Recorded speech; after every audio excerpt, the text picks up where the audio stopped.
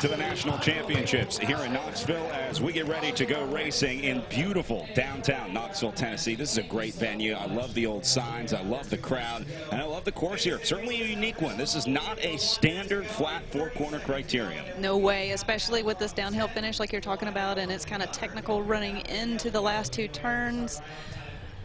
I'm excited.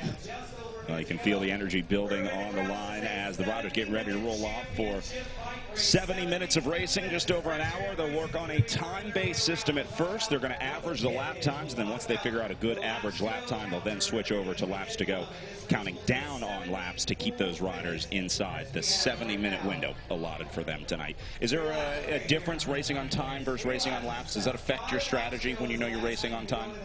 That's a good question. I don't think so. Not so much in the beginning when you're trying to figure out what Superman's going to do, what a Sho-Air 2020 is going to do. And then once it gets to laps, then that's when I'm going to be really keying in on my positioning. Positioning going to be key out there for sure. Obviously in the last lap, but it's going to go throughout the day, all day. You got to be careful about your position from first lap to the last lap, especially with a little bit of moisture out there. Further you are towards the front, the safer you are. Well, and again, on this backside, you don't want to spend too much energy on the downhill trying to make up position again, because then you got this tight technical spot coming back in the last two turns, and then you're losing your places again, and you don't want to spend that energy on the downhill. That's where you want to conserve. All right, well, they're going to be right on time for the scheduled 6 o'clock start this evening inside the final 20 seconds, getting their countdown now before they roll off. We'll see if anybody goes early as the 2019 Criterium National Championships are underway in downtown Knoxville, Tennessee.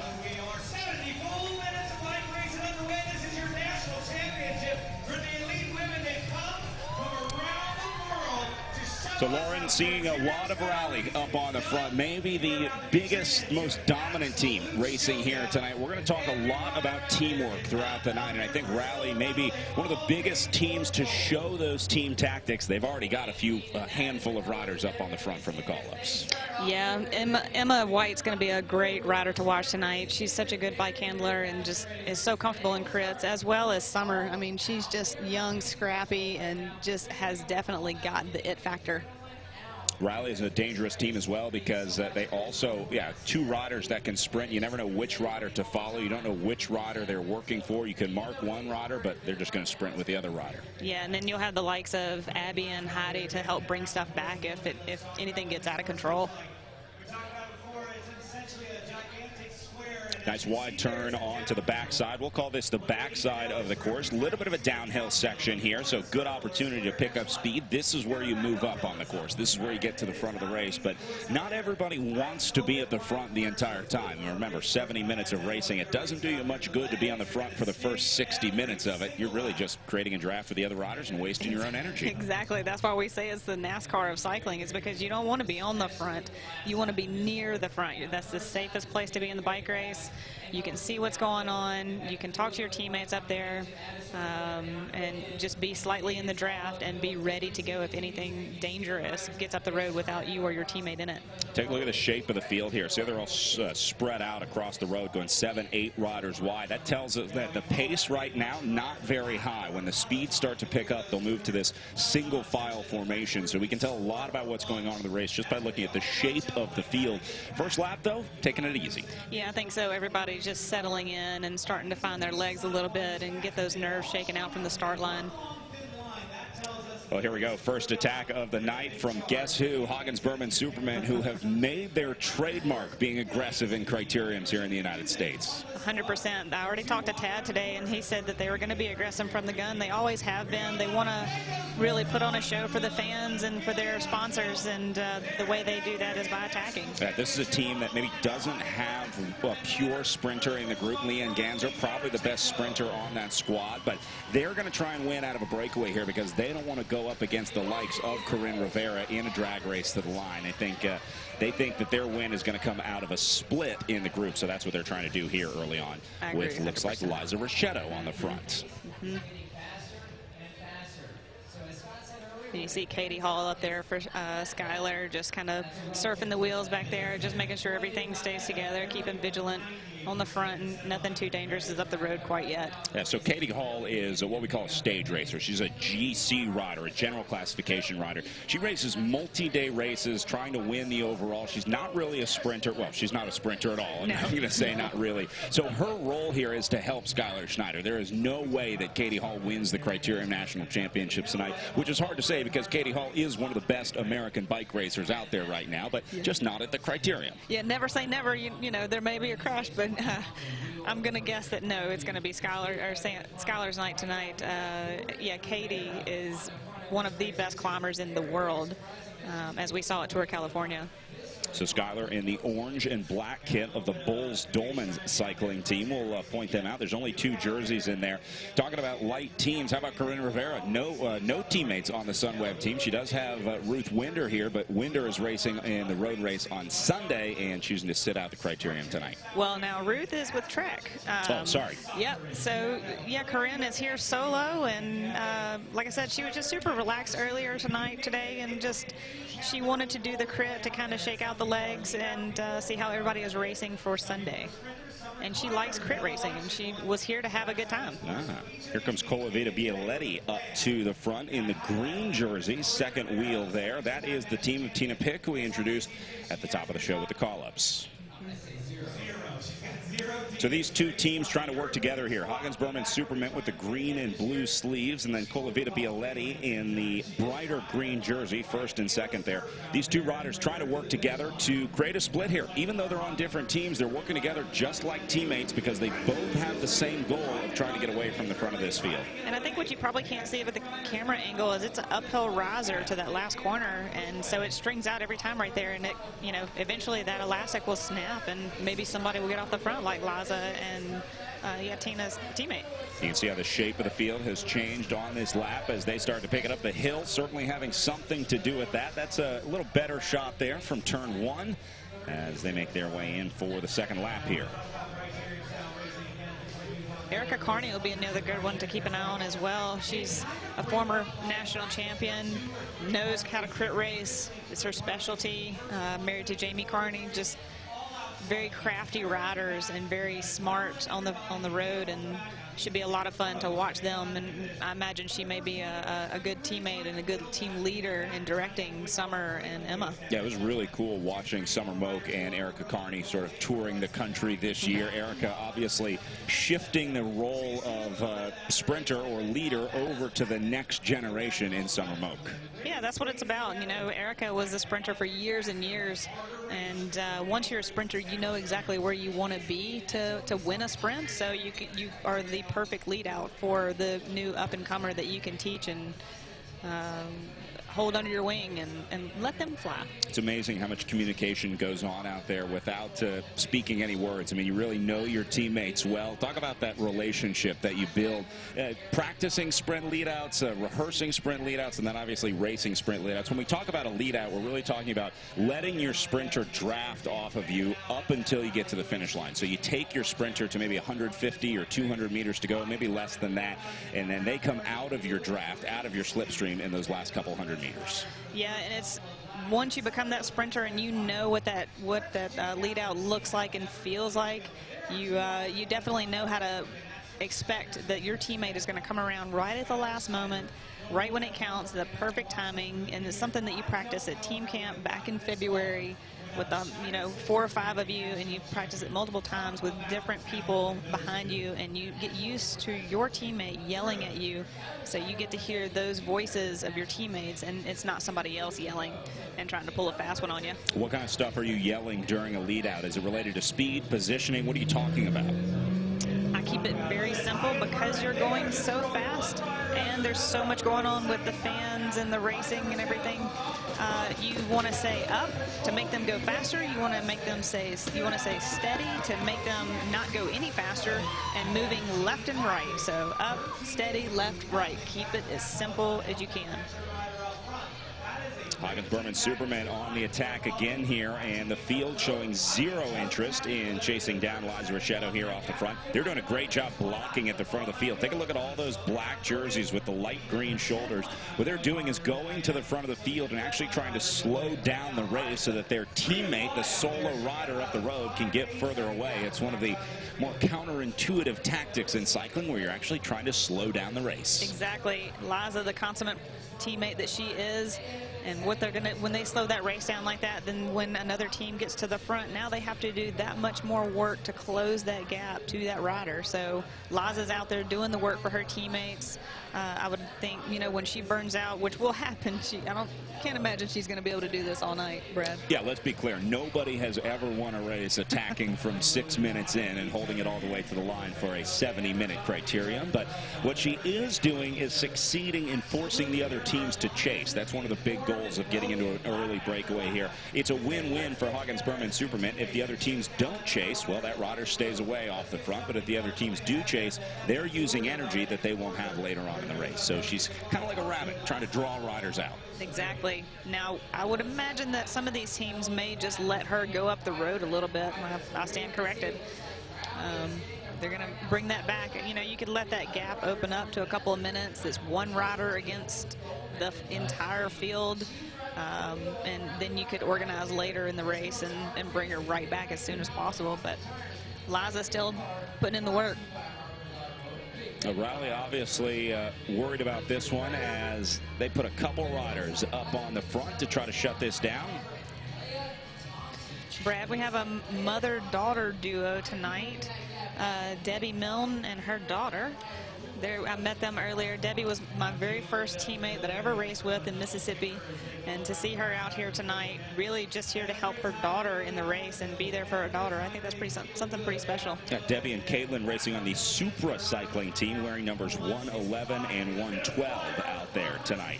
Meanwhile, Jillian Bearden for the transnational women's cycling team, trying to go what we call across the gap, leaving the field to join a breakaway.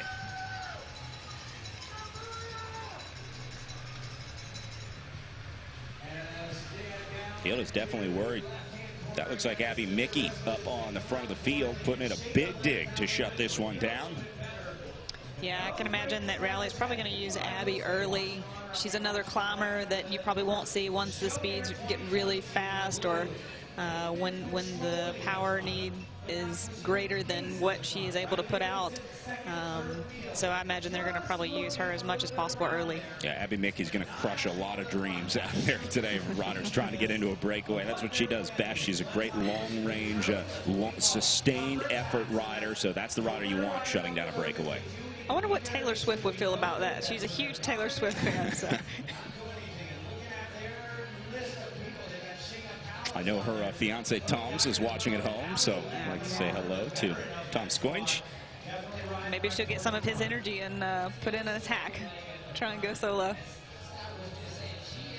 Rally sending another rider up to the front. This is going to be just constant rotation up there. Keep fresh legs up at the front. When you're Rally, if you got the riders to do it, this is the best way to use your numbers to your advantage. Yeah, I'm surprised we haven't really seen Sho-Air up there yet. They're just playing it safe, waiting, biding their time, and yeah, it's maybe that's some nervous energy of Rally, just riding at the front where they feel most comfortable.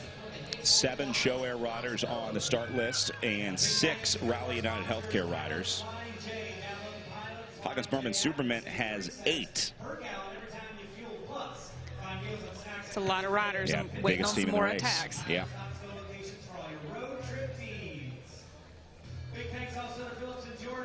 They also have Lily Williams in the sprint, a former collegiate runner. Williams has really come into her own as a great finisher, great sprinter. So maybe Williams will be the rider for Huggins-Berman Superman tonight. Yeah, Lily's super crafty, heck of a hard worker.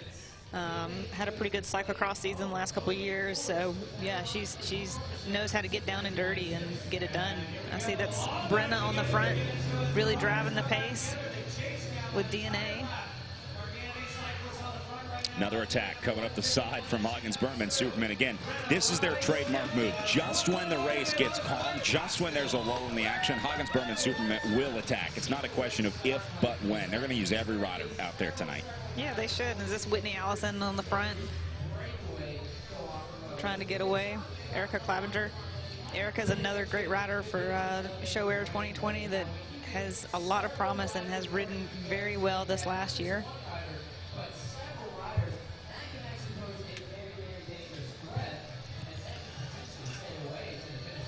On the downhill.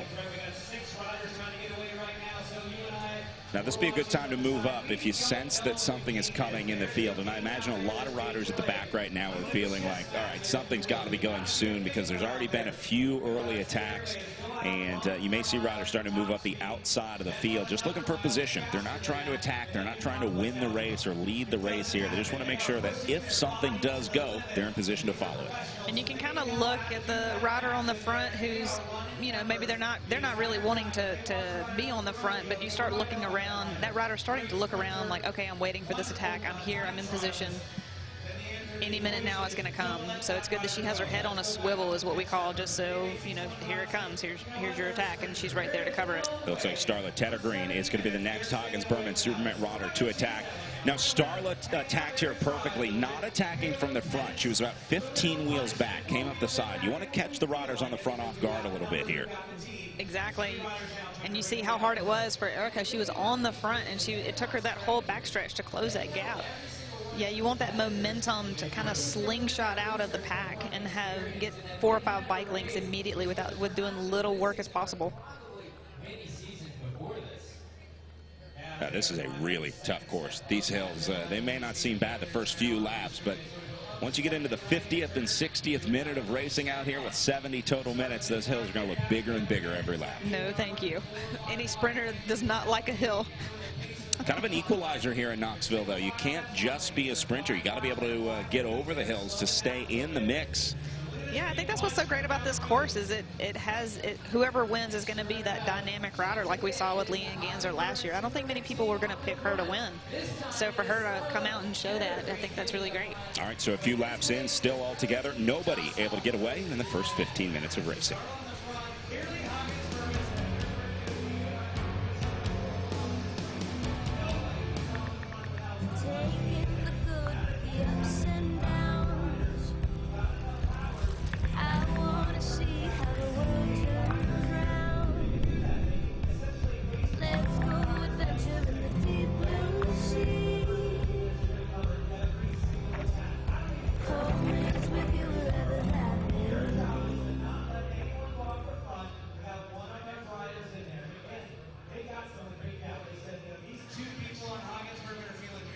All right, back up at the front. Now it's Rally taking it to the field on the right-hand side of your screen in the orange jerseys.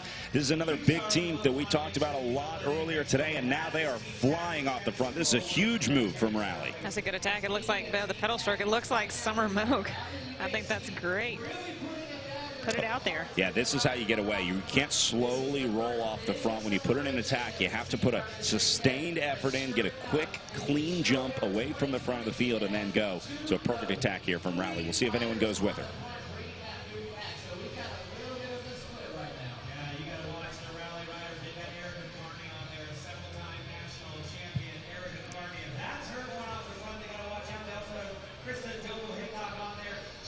Looks like the whole field going to come up with them. Even Skylar Schneider getting into the chasing mix here. Excuse me, that's Emma White.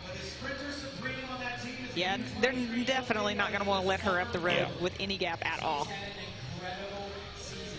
This is going to be a hard time up the hill right now. White, a great sprinter, but also has a pretty impressive sustained effort. Criteriums are perfect for her because the other sport that she does, or the other discipline, is cyclocross, which is very similar physically to Criterium racing. It's a lot of these short efforts, a lot of these accelerations. You don't have to dismount like you do in cyclocross in a Criterium like this, but generally the same length. It's about an hour. They're doing 70 minutes here. Yeah, just about an hour. Yeah, cyclocross is almost an hour all-out effort. And so Emma definitely knows what that feels like and isn't afraid to go ahead and get in the pain cave now and just sit in there and relish in it and let everybody chase her down. Yeah, those panic bells better be ringing back in the field because this is absolutely a dangerous move. Now Rally is getting to the front of the field. They're going to try to block for Emma White here. So just like Huggins-Berman Superman did earlier, they're going to try to go to the front of the field and slow down the pace of the race.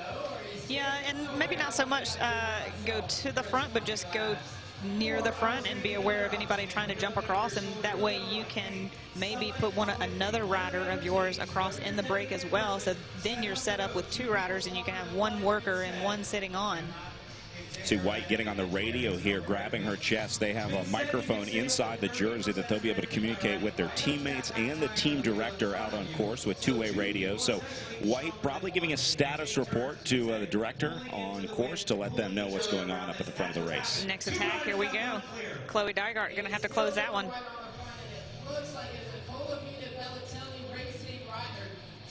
They're going to send a couple up the road here. Ooh, and a little bit of confusion up at the front of the field. A lot of looking around up there. Chloe doesn't want to drag them all back up to her. She would prefer a teammate do that, but. Yeah, and I would say rightfully so. And right on a counterattack right here with Erica. That's great teamwork right there. So Jess Sarah was the Hagens-Berman Superman rider, and now we saw Starla Teddergreen coming across. Moving over to the other side of the road. And this is going to be Liza Ricciotto now. Wow. Yeah, wow. She's got a lot of energy. This is a lot of fun to see when they attack like that. You just never know what's going to stick, or, you know, you just never know because it's bike racing and it's national championships. Yeah. I love this race. This is the time to take a gamble. This is where you take a big risk for the big reward of a Stars and Stripes jersey.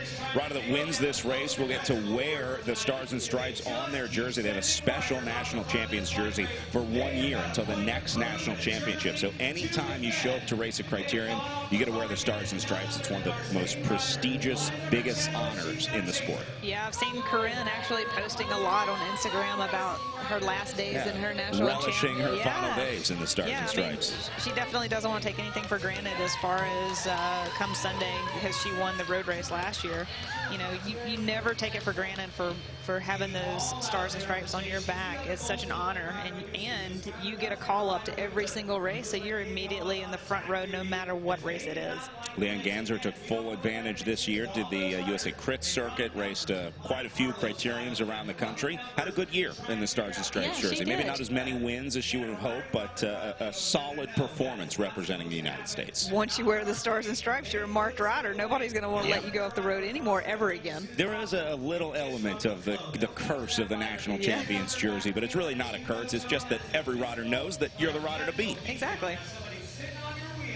Another split going up the road here as they keep trying to shuffle and deal here. It's like playing cards, waiting to get the right hand. You want to have the right makeup in the breakaway, the right timing in the race, and the right response from the field. So you're going to see a few more attempts before a breakaway goes, if one gets away at all. We've definitely seen races where nothing's ever able to get away, and they stay together the entire race. Yeah, Brad, I'm kind of looking to see if there's any wind. There was right at the start. We had some storms blow through, but now everything is pretty dead, so a lot of this is going to be position and teammates, what you're going to be keying off tonight. It's Debbie Milne up on the front in the purple jersey, right-hand side of the screen in the Supra kit. Part of the mother-daughter Milne duo racing here. Is this Leanne Ganser now taking a dig?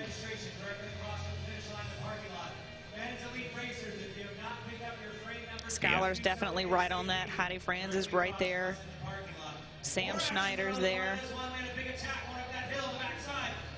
Yeah, that's Skylar Schneider's second wheel, the Boels-Dolman's rider. Orange shoulders, orange helmet, and black chest. When it's strung out like this, you definitely know it's either going uphill or it's going hard, and I think that's a little combination of both right there. Taking them up the last little riser into the final turn around that iconic Tennessee Theater sign as Leanne Ganser hits the front again. And Ganser taking inventory up at the front, head on a swivel here. Crit racing is so much fun to watch because the race comes around so fast, and you get to see a whole lot of dynamics playing out right before your eyes. You can feel the rush of the field going by. You can feel the air, just like in NASCAR. You can hear them talking to one another. and seeing them lean the bikes over like that is a lot of fun to see live and in person. That was a great shot right there, seeing all the riders looking around, looking over, trying to figure out who's going to be the next to go. You're always sort of sizing everybody up on the front. 100%. I'm trying to see whose poker face is really a poker face and who's really suffering. And then when you launch an attack like this from Hagens-Berman Superman, you look back to see if anybody's going with you. She sees 2 riders from Sho-Air 2020 and Rally, so that's going to be 3 riders up into the break. Rally is in the orange. Sho-Air 2020 is in the blue, second position there with the white helmet. And then we know Hagens-Berman Superman third wheel in that group. And this is when you're just a solo rider in this field that you do not want to let that up the road, because all the teams are represented. The big teams that have a lot of people in the peloton, you don't want to let that up the road because they may be very comfortable with leaving that up the road, and then it's all on you and the 1s and 2s in this race to bring it back, which is really hard. Yeah, that's one of the major components to a successful breakaway, is having every major team represented, because if one of the big teams misses the move, they're going to sit right on the front of the field, chase you back down. They'll put all their riders up on the front. So look at all the unique jerseys coming into the fold now. That's Wolfpack, the blue jersey with the green highlights on the sleeve. The bright green jersey coming up now is Colavita Bialetti. I think that's going to be Laurel Rathbun getting into the mix. Yeah, I see Janelle Cole at the back on the front, and the peloton trying to bring it back as well. She missed it. Fast Chance women's cycling in the purple. That's going to be CWA Trek in the blue and white jersey, a little further back. And there you go, Skylar Schneider going across the gap now. Schneider's a very smart rider. She saw exactly what was happening with every team getting a rider up into the move, and then Skylar Schneider said, all right, I need to be there. Hey, that's Katie. Oh, it is Katie Hall. Well, that makes sense. So Hall is going to go up and be the representative of the Boels-Dolman's team. I wouldn't expect her to do a whole lot of work in the breakaway here. I think she was probably just trying to sew that back together, and her coming up that hill basically creates a gap because she didn't realize how fast she could go uphill. It's taken me a while to get used to seeing Katie Hall in a Criterium here. Yeah, right. And now, look at this. They shut it down on the front. Teams weren't happy with the mix. Reshuffle. Try again. And maybe hit critical mass. Too many riders up into the breakaway. It's hard to organize 7 or 8 riders. 3, 4, 5 riders, a little easier to get a smooth rhythm. Right. You can start talking to one another and try and get each other to work together. And but yeah, that was way too many.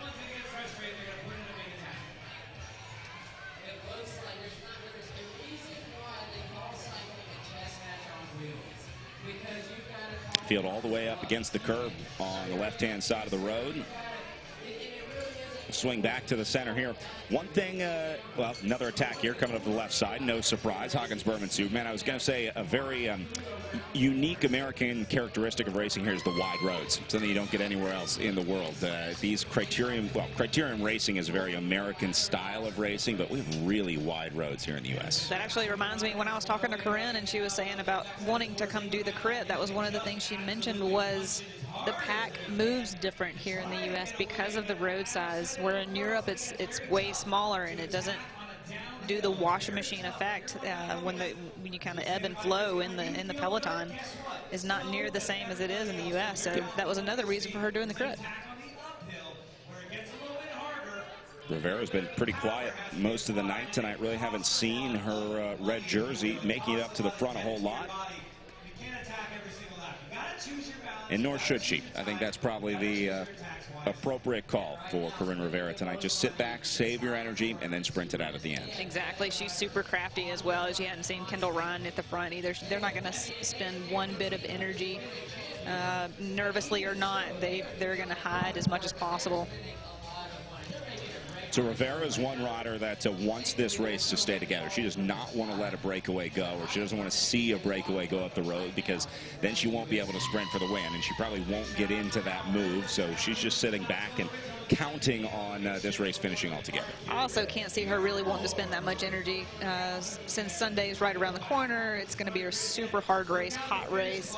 I think she would like to save as much as possible, have a, sprint out her legs a little bit tonight. It worked, last year for, she's a good rider, so she definitely knows how to win.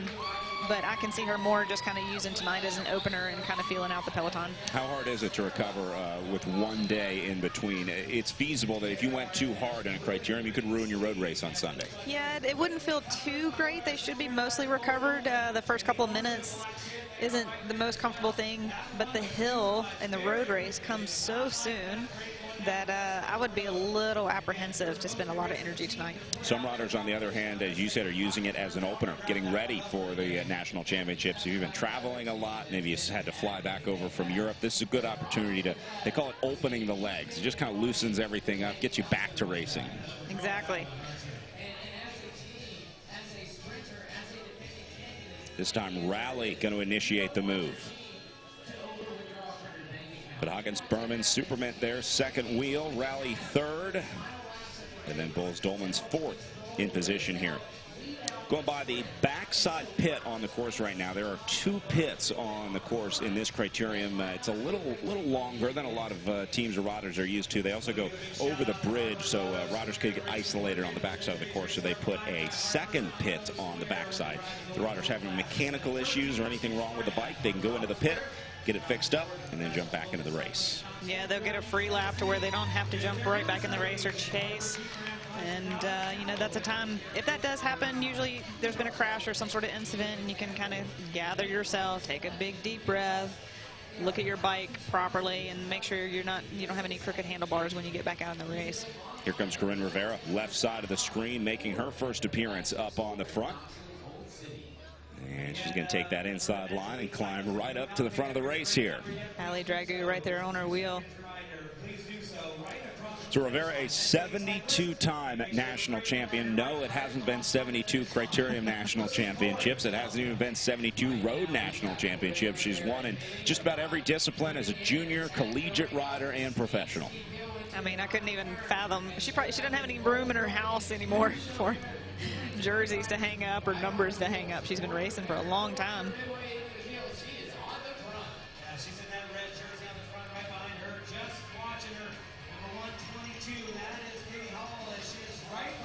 Very cool to see Corinne Rivera and Katie Hall up on the front of this field, making a return back to the United States. We don't see these riders racing here in the U.S. a whole lot because they're European-based riders on European-based teams. So they spend a majority of their season, a majority of their year living and racing over in Europe. Yeah, as a matter of fact, most of these riders are now getting ready for the Giro Rosa that starts on July 5th. So I know a bunch of them are flying straight from here over to Italy for the biggest women's stage race in the world. Wouldn't it be nice to take a Stars and Stripes jersey with you? Oh, man. Front row start.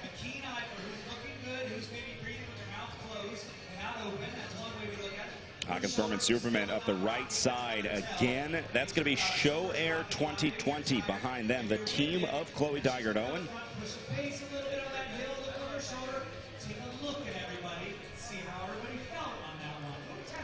Might be Shayna Powless shutting that one down up on the front for Sho-Air 2020. Nice to see Chloe Dygert-Owen back after a concussion last year at the Amgen Tour of California. We really didn't know what her status would be coming into the 2019 season. There were a lot of question marks around Chloe Dygert-Owen with the lingering concussion, but I think the results have shown that she's back in full effect, although there's still some lingering effects of that concussion. The interesting thing, I was in that race and right behind her when she crashed, and it honestly didn't look that bad, which I guess, you know, can be some of the worst ones, but she did it the right way. You know, she didn't rush back. You know, as athletes, we always want to get right back into the race and get back into training, into what we know best. But, you know, she took it right. She took her time and, you know, took a break and has come back properly. Even if, you know, it hadn't been 100% a clear path and had to reset again. She was going to do Colorado Classic last year, and I think she ended up pulling out of that as well. You know, at least she knew her body well enough to say, no, I need to reset again. Corinne pushing the pace here. Yeah, a little surprising to see Rivera jumping to the front early, but maybe sensing that this race is just a little too easy, saying there's too many good riders up here at the front. Rivera, I think, wants to thin the field out a little bit here. Sometimes the best way to be defensive is to be offensive. So, yeah, maybe she's trying to catch a couple of them off guard. Maybe saw that Super Mint wasn't in great position. You know, you just never know, testing her legs. let's see what she shakes out. So it's working. Look at all the small gaps that she opened up behind her. All those other riders have to use energy to close those gaps down. So mission accomplished for Corinne Rivera. She made her mark on the race here, and she said, take notice, I'm here. Here we go, counterattack Superman. That's a great place to attack. Talk about the counterattack tactic here. What is the thinking of going now? Corinne Rivera just attacked. She got brought back, and now a new rider attacking. So what happens is it was going hard because everybody was chasing Corinne down. And you have that small moment of reprieve because it comes all back together. You're like, oh, great, this is the time for me to take a break. And boom, you get another attack. And it's just a mental breakdown. It just hurts so bad mentally to think, okay, we got to go again. Breakaway like this is like chipping away at the foundation, just one by one by one. Keep attacking, keep attacking. Eventually, the field will give up, and there will be a split in the group. That's what Superman's hoping for sure. We have switched to laps to go, showing 14 on the counter. Remember, we were on a time-based system for the first portion of this race, but they've now moved over to laps to go, showing 14 on the counter. And this is where, as a sprinter, I am starting to look where I want to start my sprint, where I want to be positioned in all these corners, where I know I can move up easily, where I feel most safe, and starting to really pay attention to the competition or who I think is going to be the one wheel that I need to be on to win this race. I want to welcome everybody watching on our local Knoxville television stations around town. We are broadcasting on our live stream all over the world, but happy to have our ABC6 partnership here this weekend as well. So welcoming our local viewers. Home of the Tennessee Vols.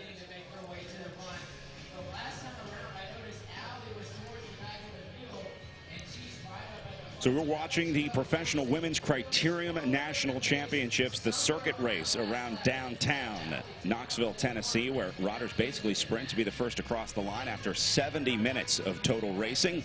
So far, a bunch of attacks, but nothing has been able to stick. They've tried to get a few groups away and up the road, but they just have not been able to get that right combination. Yeah, and 14 laps to go now, and I think it'll start to come to the pointy end of the race, and it'll start getting focused, and you can already see some of the faces. I see Tina Pitt giving a little bit of a cringe. Well, she sees Allie Legg on the front driving it and says, oh boy, it's about to get real tough. Whitney Allison giving it a go again. Look at the focus in Allison's eyes. Oh, riders going down. That is Kendall Ryan caught up in the crash. One of the big pre-race favorites here. And you'll see Kendall won't freak out here. She's just going to be nice and calm. I'll probably get a wheel change. Give the brakes a check, especially with those disc brakes. Looks like SRAM's getting a neutral bike. Yeah, so let's talk about what happens here. If a rider goes down in a crash, they're entitled to what's called a free lap. You get one lap to go into the pit, get your bike and body fixed up, and then the riders are allowed to go back into the race, but they are not scored a lap down. So Kendall Ryan certainly looks like she wants to get back into this one. Jennifer Hale, not so sure. I think she's making the decision right now as to whether or not she wants to re-enter this race. Let's go back and take a look, see if we can figure out how it happened. Boy, it was a big one. Hale going over the bars, the bike tumbling in front of her. And looks like Kendall Ryan just got caught up in it off to the side. I don't think Ryan went down here, so they will take a free lap here. We'll see if Hale gets back in. But even though Kendall Ryan is out of this race right now, the next time the field comes by, she'll go back into the race, but she will not be scored a lap down because that crash was beyond her control. She gets a free lap to get the bike fixed up. It's a rule implemented by USA Cycling to make sure that just a little incident in the race doesn't ruin the night for anybody. Flat tires are also very common in this sport. If you have a flat, you get a free lap as well. Yeah, and you'll see that the field continues to race. They don't stop racing. It's not a neutral lap for the field. They continue to race, and this Kendall can just jump right back into the race. And it looked like it was just on the straightaway. I didn't see anything. Yeah, probably just a touching of wheels. Ryder's starting to get a little nervous here late in the race. A little fatigue starting to set in.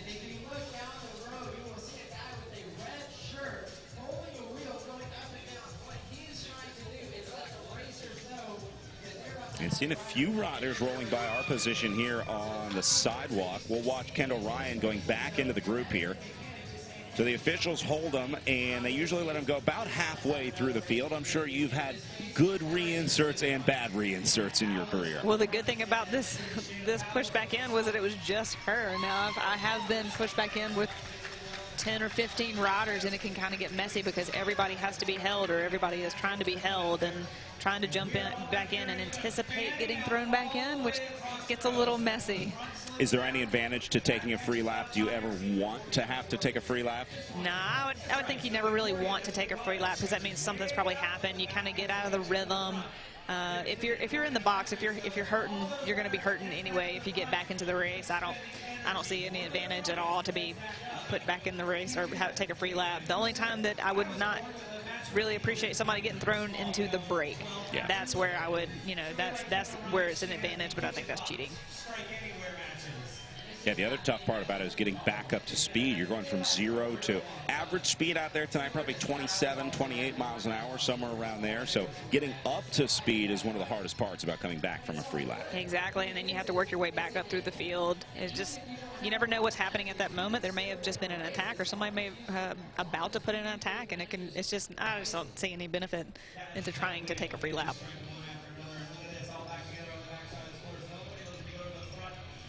Of course, anyone who's ever worked on their own bike knows that sometimes it's never quite the same. After you fix something, you put a new wheel on, and there's all of a sudden this weird noise or something feels weird. So yeah, especially after being just a small crash or touch of wheels or just going down. But it kind of looked like Kendall kept it up, so she's probably super comfortable with just jumping right back in. She's such a savvy rider. That's Ryan right there. We just saw her neon helmet dipping into the group for the Tibco SVB team.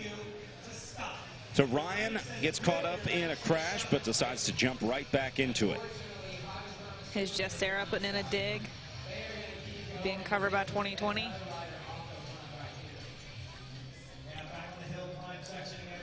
And there's just too much power in this field. I don't know if anyone's going to be able to get away tonight. Not at this moment. I don't think so. So here's another good example. Jess Sarah is going to take one of the Sho-Air 2020 riders with her up the road. Erica Clevenger again. We'll see if Clevenger and Sarah can work together, try to get something started here. That's Clevenger up on the front, Sarah second wheel. But everybody else wants to join the party. They're all back together. Almost.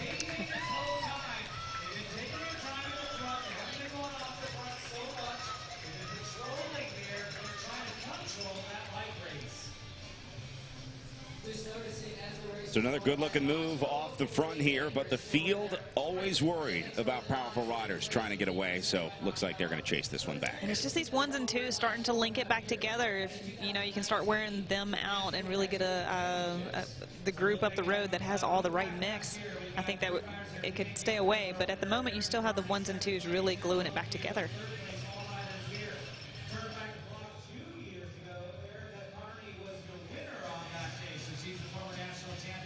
Spread out across the road again. Everybody looking over, and guess what? Hagens-Berman Superman says, "I'll go again."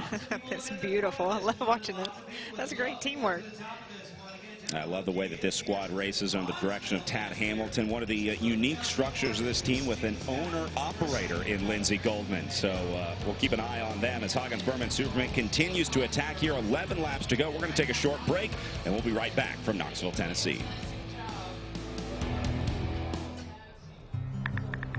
Taking the good with the ups and downs. I want to see how the world turns round. Let's go adventure in the deep blue sea. Home is with you wherever that may be.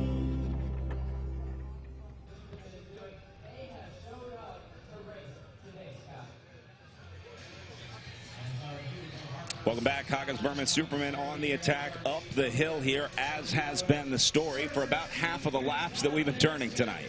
Yeah, it seems like every other lap they're putting in an attack. It just nobody's going with them. I don't know why. Well, I guess I do know why. Maybe they don't want anything up the road, so.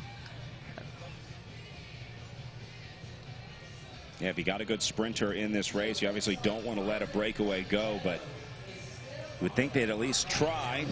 Man, that looked like a super slow time around that corner, corner, didn't it? Yeah, More than happy to let this one go. All right, so this is going to be the first big break of the night. They're going to let her go here. Field is not worried about this solo rider at 10 laps to go. Well, here we go. Sho-Air 2020 is going to send one up, but they were very uninterested coming around that last turn. Sometimes you're that one rider that's supposed to cover the early stuff or things of this nature right now, and you're caught out of position, and nothing like the teammate coming back to you and saying, oh, hey, you need to go cover that now. The words that any rider dreads. You just bury your head and just go. So Allison may take one more with her in Sho-Air 2020. They're also up at the front of the field there. And looks like they're going to let up. So now this is a tough one, trying to get across the gap for this Sho-Air rider. Didn't wait too long, but she does have to use quite a bit of effort to get up here. Long enough that it's very uncomfortable. I've been in those shoes many a times, and I always just think to myself, just get to that wheel, just get to that wheel, just get to that wheel. Even if she does get up there, not a whole lot of time to recover. She'll be expected to start helping out Whitney Allison pretty quickly. And again, I've been there too, and you just have to say, you're just going to have to give me a minute.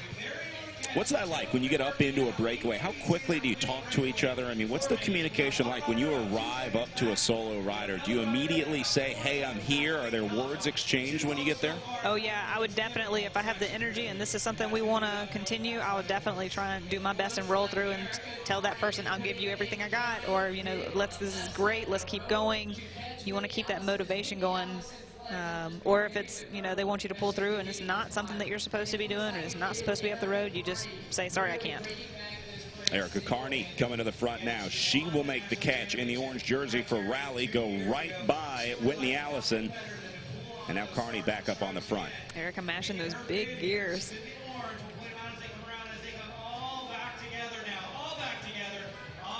So it's like Lindsey Goldman giving it a dig now.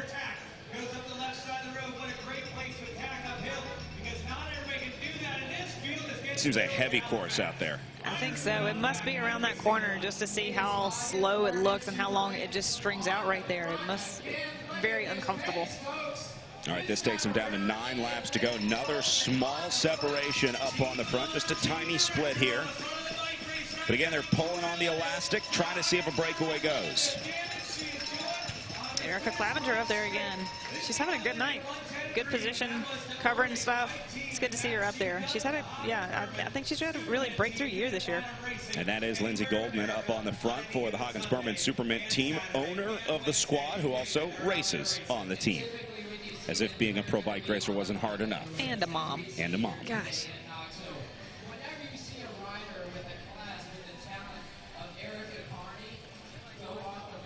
Is this Corinne with a counterattack? I think so. Yeah, that is Rivera up on the front. Sho-Air 2020 sending one with her. Surprise, this will be the second big attack of the night for Corinne Rivera. I like it. I think that just shows that she's probably feeling good, really wanting a little bit of help would have been nice. Kind of laughing at things. Oh, my gosh. There's the conversation we were talking about right there. Corinne Rivera is toying with this field now. That is brave. So Rivera is saying here, how come nobody wants to come with me? Where were you guys when I tried to attack? Why do you always chase me down every time I go? Well, because you're one of the fastest sprinters in the world, Corinne. Yeah, and I think she should probably kind of keep that to herself, kind of keep her cards close to her chest. I mean, she's obviously feeling great. Maybe this is good for Sunday. You know, maybe now people know, okay, we really have to work together as a group of ones and twos to get away from her. Look how comfortable Rivera looks on the bike, just floating on top of that machine. Yeah. Allie Legg back up at the front. Sam Schneider on her wheel, just starting to inch up to the front a little bit more, cover stuff. So Sam Schneider, the older sister of Skylar Schneider. Sam rides for the CWA track team. Skylar rides for the Boels-Dolman's team. They were a package deal for a while. Sam and Skylar refused to separate. Even when they got separate offers from teams, they said, I want to race together. For a long time, they were both directed by their father, Dave, on the teams that they race for. Dave is now one of the directors of the CWA track team as Skylar goes over under the direction of Danny Stam at the Boels-Dolman's team. Yeah, I raced with both of them on Timco back in 2016, 2012 even. And they were definitely a dynamic duo and still growing up. Skylar is just such a young rider, and to see her come out and sign with Boels is really nice to see. Her development is really taken over. You don't see much results from her in Europe just because it's so hard over there, and she's more of a domestique over there, working for her teammates that are way more established and honestly have a better chance of winning the races just because she's so new and, well, not new, but green and young. Well, it's certainly new to the European style of racing. Has done plenty of racing here in the United States, but as we said, European roads are a whole different game when you get over there. 100%, and the depth of the field is quite extensive, where I feel like in the U.S. you may have 10 or 15 riders that can win the race, and in Europe it could be 30 or 40, so the race is significantly harder.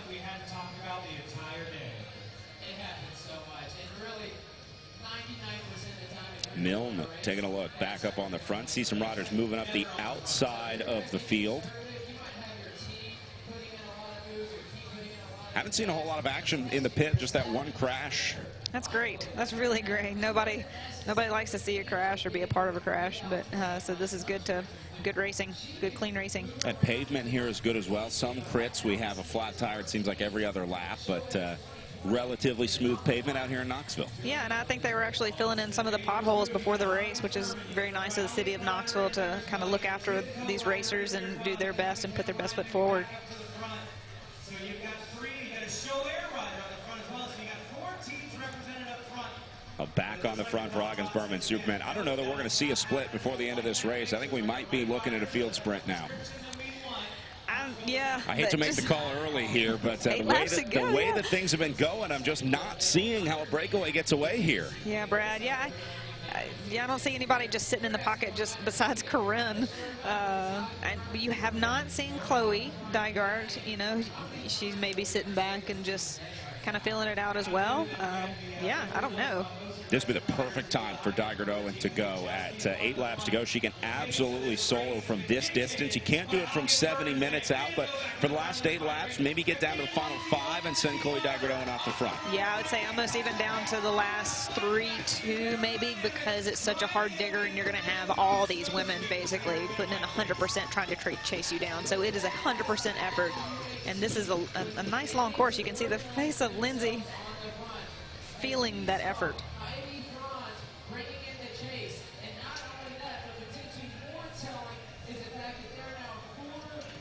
Boels-Dolman's back up to the front now as they take the counter down to 7. Speeds are picking up here. The overall pace of this race has increased a couple miles an hour over the last 2 laps. Katie Hall back at the front working for Skylar.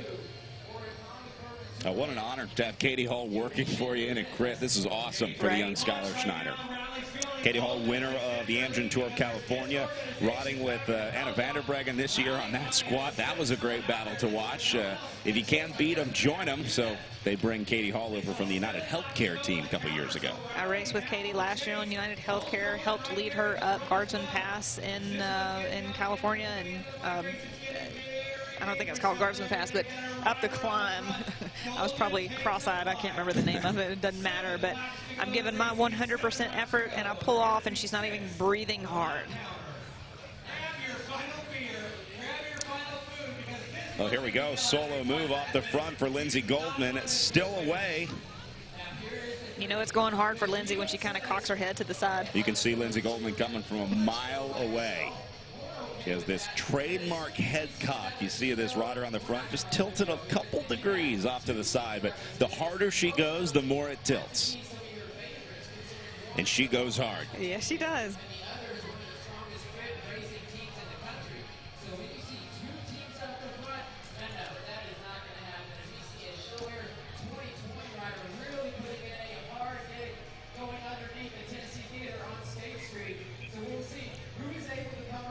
So we are looking at Lindsey Goldman solo off the front in what will maybe one of the final attacks of the day, getting shut down now by the Sho-Air 2020 team. It has been back and forth all day here in downtown Knoxville, but so far nobody able to get away for any significant time. The biggest break of the night that we've seen only went up to 7 or 8 seconds off the front. Yeah, and you've just seen Sho-Air rally, and Supermint just definitely at the front, bombarding the front, making sure nothing gets away, trying to get the right mix away, doing their homework, and putting in the effort. Getting down to it here. Here's Margot Klein on the front. A new name here for Sho-Air 2020. We haven't seen a whole lot of her tonight, and this is according to plan. They used their early riders in the first half of the race, and now getting down towards the end of it, they're going to start tapping into the reserves.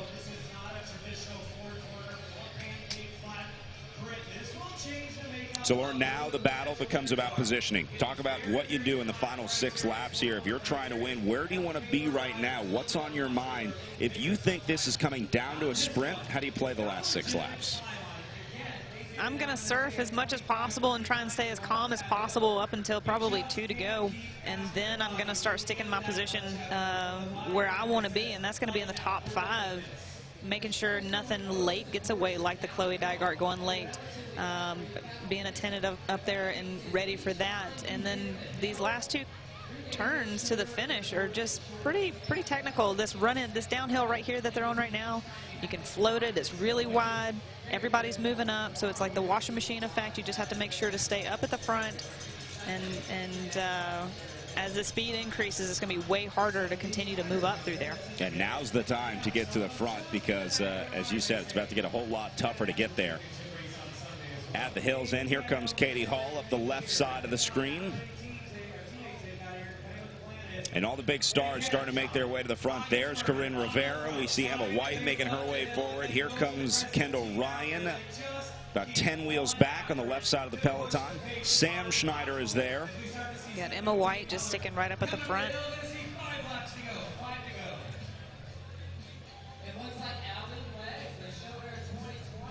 And now Starlet Tedeggreen takes a look behind her, turns it over to the Levine Law Group.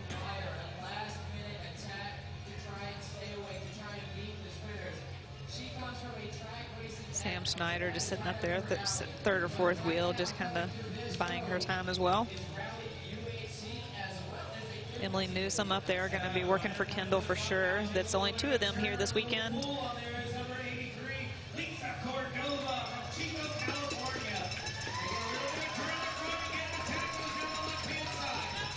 Another move from Allie Legg here. This will be the 3rd move of the night for Legg. Madison Kelly is going to chase her down for the CWA Trek team.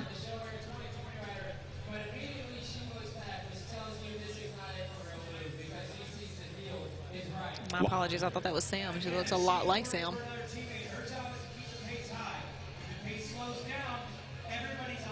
A lot of riders worried about that turn when the rain was coming down because the paint in the corner, that gets very slippery when the rain starts falling. They were worried about the crosswalk going across turn 1 there, but luckily the road dried out before they got out there. And anytime you have a differentiation in the pavement, like we've got these pavers here, these false bricks, it can definitely throw you off. It's ever so slightly different. It feels different on the tires.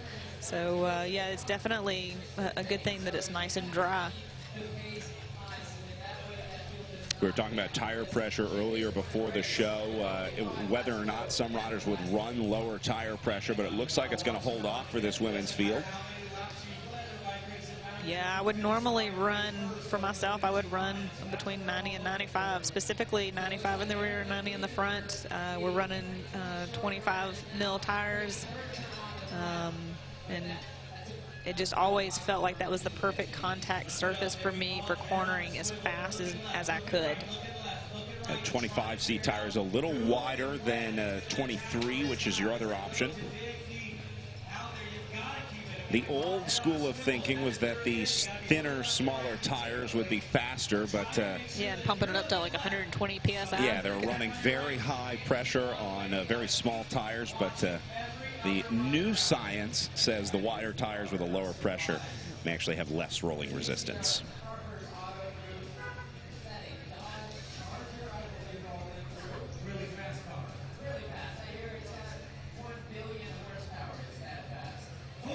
So they're just waiting up on the front right now. Rally constantly looking over their shoulder. They know an attack is coming. They just don't know when. The best I ever did at Crit Nationals was second. Oh, it looks like we have a crash here. Some riders getting tied up. It's like Polavita Bialetti. And we'll see. Oh, yeah, that caused a little split in the field.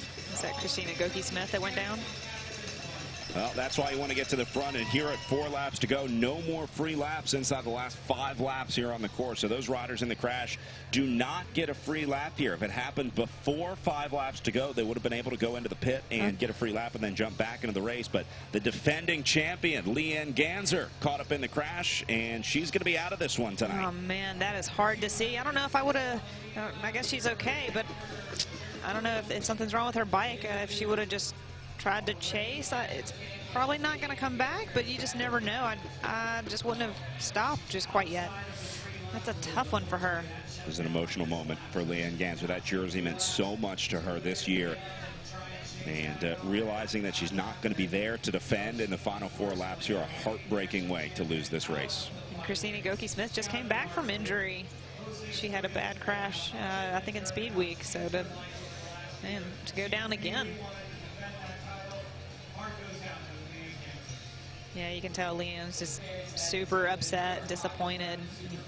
Nationals is such a special race, and all the emotions. You've been waiting all day for this race, and to crash out in the last 4 laps is a bummer.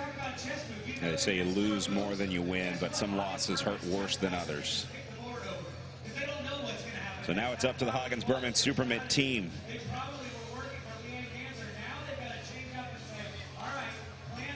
Will be Julie Kaliza up on the front taking a look.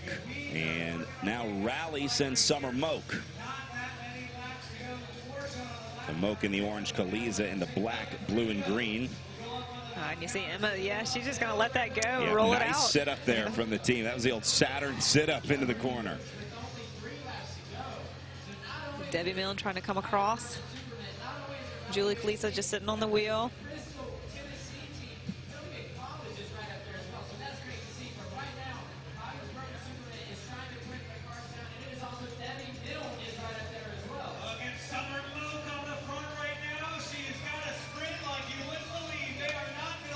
All right, so Moak, Kaliza, and Milne taking across the line with 3 laps to go. Look at the splits forming in the field as Summer Moak hits the front and drives the pace here. It's starting to get tough in Knoxville.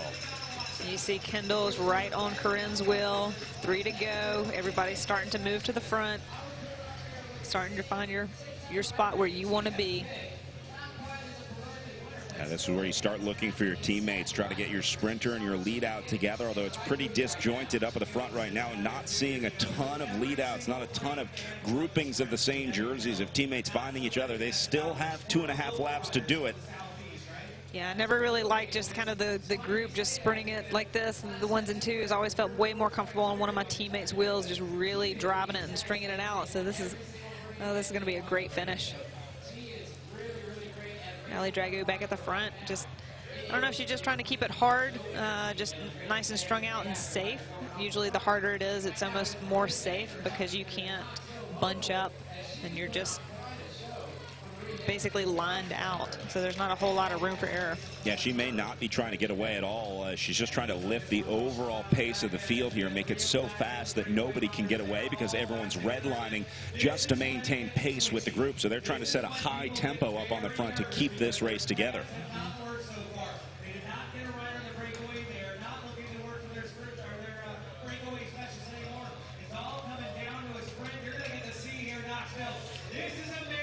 Who's your pick, Brad? Well, things the way things have been going tonight, I like Corinne Rivera here. She certainly looked comfortable. She was showboating a little bit on the way up. Gives the, come on guys, don't y'all want to go hard? Yeah, I'm curious. I'd like to see what Kendall Ryan can do. This corner is this uphill. It's kind of hard finish for her, but it's a bit of a downhill finish. Once you get out of that corner, so you have to know how to ride your momentum out of that corner and to be able to kick it at the finish on a downhill. Corinne Rivera's testing her legs here on the way up. Remember, she knows this climb well. The riders did this almost exact same left-hand turn last year just in front of the Tennessee Theater. So they're familiar with the run into the finish, especially Corinne Rivera, with Leanne Ganser out of this one. Rivera may have a shot at taking the jersey tonight. 2 laps to go as they roll across the line. Look at the gaps forming at the back. If you're not in the first 30 spots of this race, you got no chance of winning the Stars and Stripes tonight. No way. And this is the moment, it's 2 laps to go, that it now enters your head that you could potentially be the national champion. So you get really excited and nervous and antsy at this point. Erica Clevenger up on the front. Do you feel it in your stomach? Is it butterflies in a situation like this? I mean, do you physically feel the nerves out there at 2 laps to go? I definitely think so. You can hear the crowd. Everything's kind of picked up in volume, a couple of decibels. It's coming down to the nitty-gritty. You've spent some time out there racing. You see what everybody's doing. You feel your legs. You know exactly what's coming up. Yeah, you were 100% ready for this lap to be over with. Here goes Rowley again off the front in the orange jersey with the white helmet. The Summer Mo going again. Well, now we're getting into the desperate late race attacks. Remember, these are not the sprinters, but Rowley has enough riders that they can throw a few up the road. They started with 6. So I think Summer's going to, again, keep it hard. I see Erica and Emma together, kind of sitting around 10th. Moak certainly doing a great job of driving it here. She's done. And that's going to be it for her. Madison Kelly trying to get up to the front. I see Summer Moak off to the right-hand side. Mission accomplished for her. Now, there's no shame in what's happening to Summer Moak here. She emptied the tank. That was part of the plan for the Rally United Healthcare cycling team. So, mission accomplished for Moak. Now she turns it over to the 2 sprinters here. Yep, job done. Sit up. You don't even have to finish the race. Go to the pits, watch the finish. And it looks like it's going to be Erica Carney trying to lead out Emma White tonight. Carney up on the front. That's White right behind her. Here comes Corinne Rivera in the red jersey. Corinne doesn't even look like she's pedaling hard. Rivera's just small enough, too, that she can get up and over this climb as they start ringing the bell for 1 lap to go, setting them out for the final circuit here in downtown Knoxville. We're 1 lap away from crowning a new national champion here in 2019. Who's going to wear the Stars and Stripes in 2020?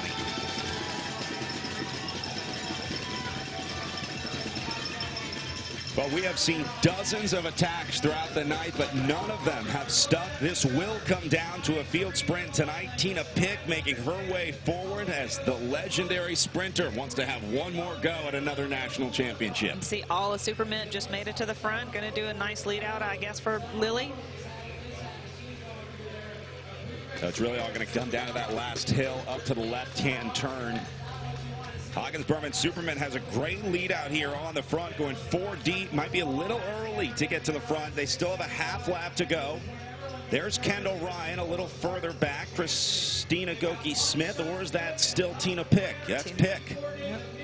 Oh, Pick is mixing in with the Hagens-Berman Superman train here. She's trying to steal the wheel, so that's Pick, 3rd wheel. See how she's inserted herself into the train of Hagens-Berman Superman riders up at the front. You know what? Sometimes that's okay. You can just let her in. It's one more person that's going to be on the front and mess things up a little bit, and that's okay.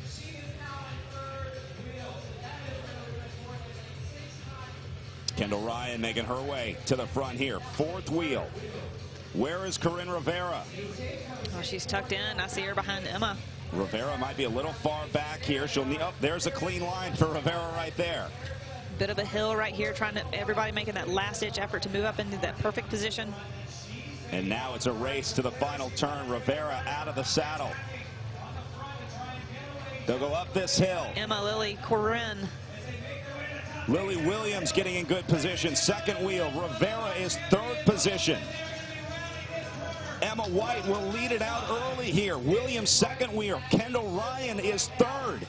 White leads it around the final turn. She's got the finish line in sight. Emma's got this. Emma White sprints early and holds on for a national championship in Knoxville, Tennessee. Wow, that's Emma White is your new Criterium national champion. What a great last hill finish. Wow. And congratulations from Corinne Rivera, a pat on the back. as White uses her Rally United Healthcare team perfectly. They attacked all night, made this race incredibly tough, and then Emma White seals the deal on the last lap for Rally United Healthcare. That was an amazing dig. You see that she used all of her energy going up that hill and basically holding that first position, and it was just riding it into the line. I would have thought that if you were sitting second wheel, you may have been able to pop around, but I guess I'm wrong. I think a lot of riders thought they'd be able to pop around in that last lap, trying to come around Emma White, but easier said than done. 100%. Emma's one of the best up-and-comers for sure. She's going to be somebody to watch 2020 Olympics. Emma White out of Dellinson, New York, at 21 years old. Young. Oh, she's got such a great future ahead of her. Her and Chloe Dygard are really good friends. I think they spent a lot of time at the track together and have grown together, pushed each other on the track, and this is what comes of it. So White played that one perfectly. We only saw her on the front a few times throughout the night tonight. She really used her teammates well. Yeah, it was really a scrappy race of Lily. We didn't see her until the end as well, and Kendall was right up there, and yeah, just couldn't keep that same pressure on the pedals that Emma could. Summer Moat coming across the line. All the credit in the world to her tonight, sacrificing her ride for some rally success. Let's go back and take a look at the run into the final turn as Emma White had it won right here. Yeah, Lily just lost all the gas and steam, and basically Kendall had lost momentum, had to hit the brakes coming around Lily. So then it was Williams and Kendall Ryan sprinting for second and third in a photo finish. I think Lily Williams got it on the outside, confirming second place. Kendall Ryan in third. Corinne Rivera ends up fourth place. Sam Schneider got up into fifth. Chloe Dygard-Owen in sixth. And Skylar Schneider picking up a seventh place finish. There'll be some disappointed riders in this list, but they'll continue to race on Sunday in the road race, but really can't be too bummed about losing to Emma White that way. Yeah, you know, I don't know, because sometimes I remember last year in the road race, I was as fit as I was my entire career, and I don't even know if I finished the race, but I was very happy with my result, knowing that that was the best I had on the day. So some of these riders, you know what, they may just be very happy with being in the top 5. Well, a successful day for Rally United Healthcare as we get ready for the pro men's race coming up next. What did we learn from the women's race? Looking ahead to the pro men's race here. Is it that this is going to be a field sprint again tonight? Yeah, I'm not quite sure what's going to happen in the men's race, but knowing that you have to be the first one at the top of the hill wins. All right, well, they are going to start racing here very soon. We're going to take a short break. For Lauren Hall, I'm Brad Soner as we wrap up our pro women's coverage here at the 2019 USA Cycling Criterium National Championships. Pro men are coming up next. Congratulations to Emma White, our new Criterium National Champion. We'll be right back.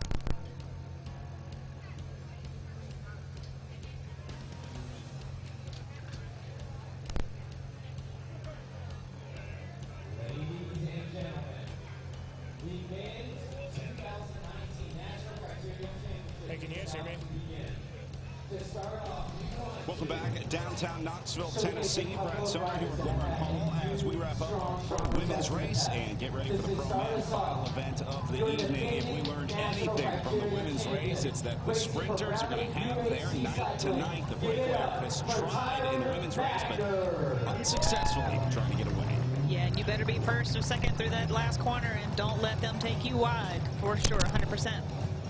All right, so as always, they'll start by introducing some of the top riders up onto the front row. We'll introduce them and then get ready to go racing for our pro men's field. Big group of riders assembled here as they duke it out for the Stars and Stripes jersey. The defending champion, Ty Magner, is back. He'll be wearing number 1, looking to pick up another Stars and Stripes jersey.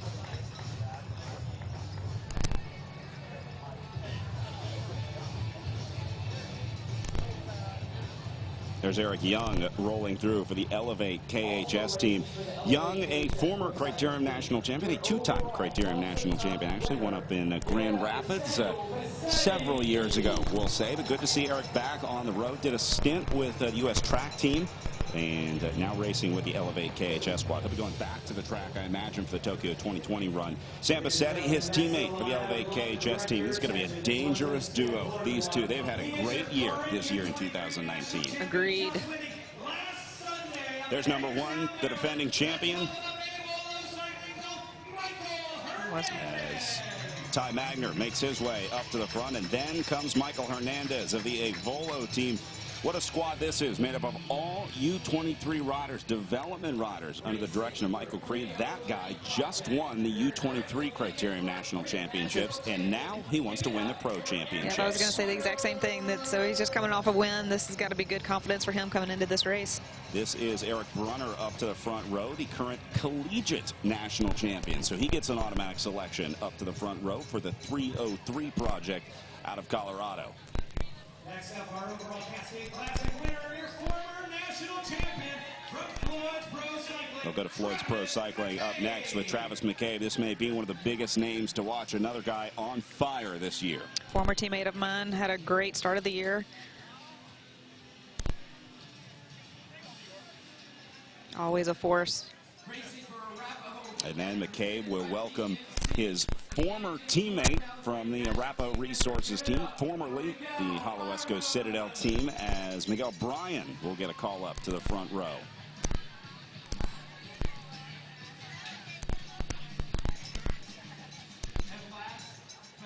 Bryan maybe not expecting the call up here. Missing the line to get up to the front. The awkward, excuse me, pardon me. And the welcome new Knoxville resident Brandon Fury as well. There's Miguel Bryan making his way up to the front row. And he was maybe just getting a fresh bottle at the back of the field. And then Brandon Fury from Project Echelon, originally out of Wisconsin, but now calling Knoxville, Tennessee home for Mr. Fury. So they'll welcome the rest of the riders up to the front row as our pro men get ready to race here for the Stars and Stripes jersey.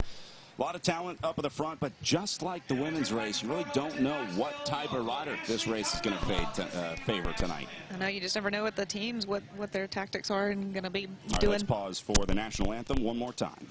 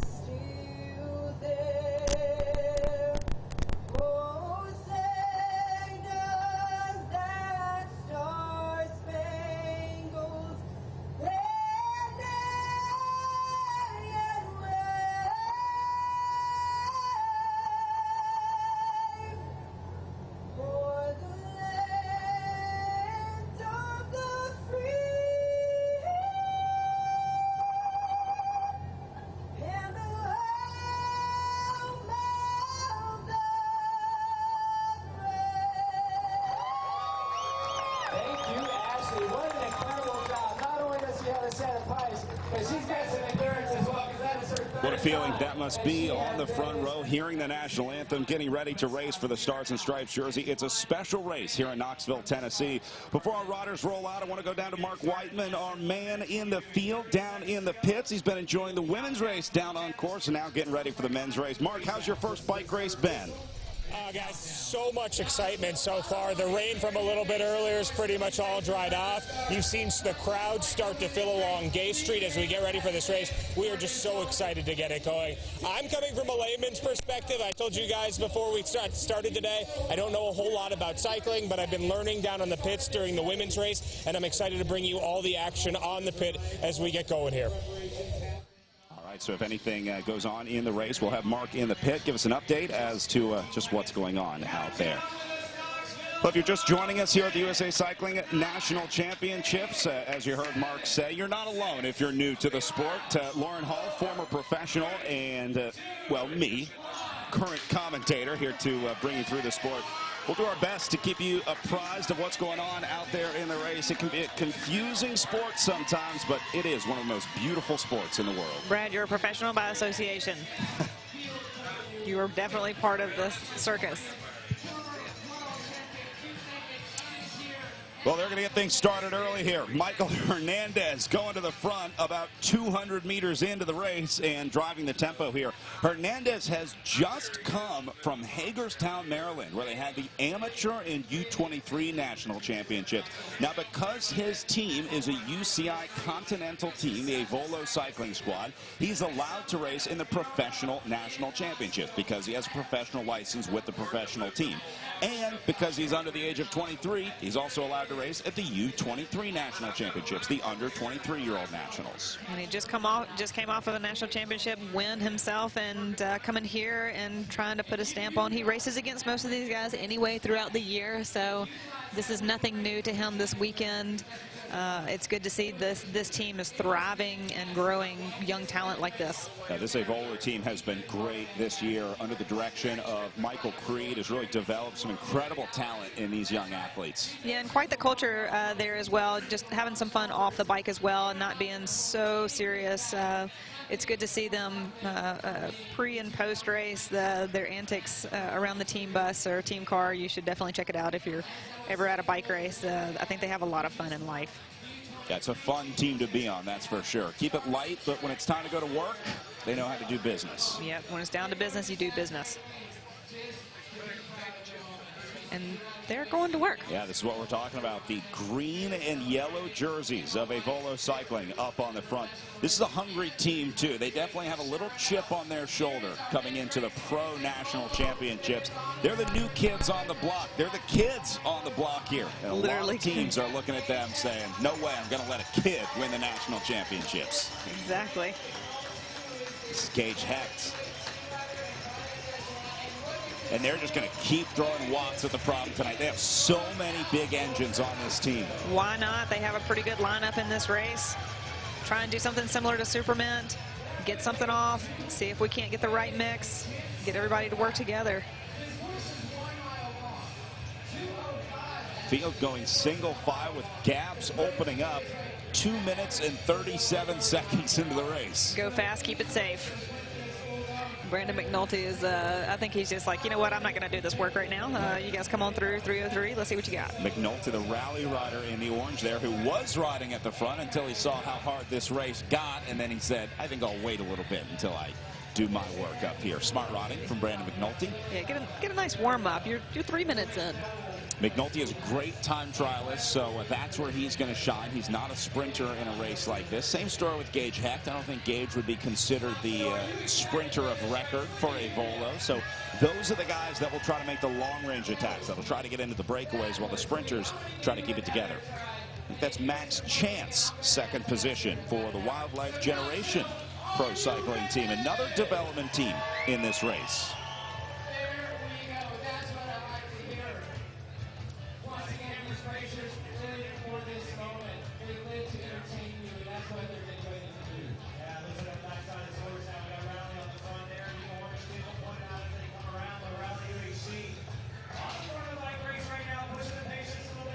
Now, there are a lot of riders in this field sitting at the back wondering what is going on at the front of this race early on. Well, then that's why you don't start at the back, so you can know what's going on at the front. And if you start at the back, you got to get to the front. And that takes its own effort.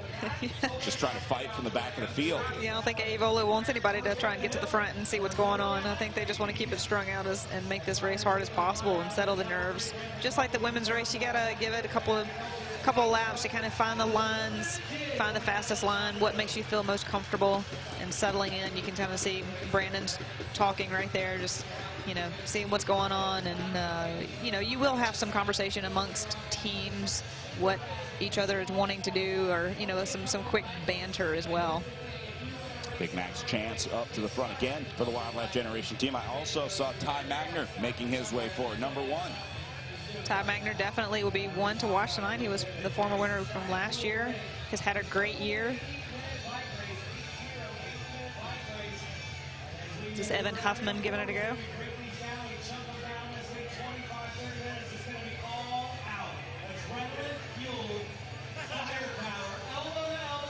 Some huge breaks early on here. Great shot from the drone up above with the city skyline off in the distance. Knoxville definitely has a cool downtown, nice market square, lots of good food. The college is here, lots going on, lots of nightlife, walking around. The weather is absolutely perfect tonight.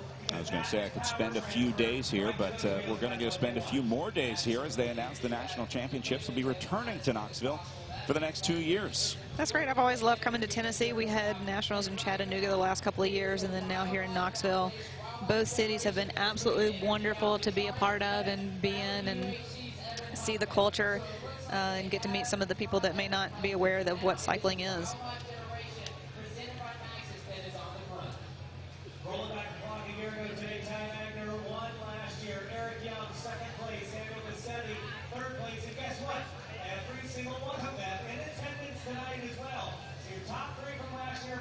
Here comes Arapahoe Resources up to the front. The gray jersey with neon yellow helmet. That's First Internet Bank, second position in the dark blue jerseys, and then the light blue of the Wildlife Generation team. Looks very similar to Project Echelon, between Wildlife Generation and Project Echelon. We'll do our best to separate those two out for viewers watching at home. Yeah, there's only so many colors. Eventually you're going to have some overlap in the men's field. Yeah, a lot of black and blues in this peloton for sure.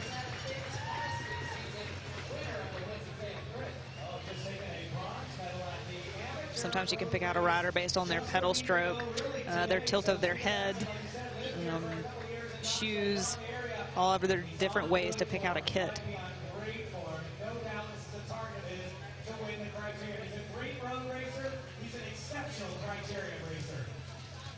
Look what First Internet Bank is doing to the field here. See that little bunch about a quarter of the way through, and then it goes single file for the last 20 riders or so. What's that tell you looking at that shape of the field? That's not where you want to be in the bike race for sure. You don't know what's going on at the front. You just know it's going hard, and you're not really participating in the race. You're just following it.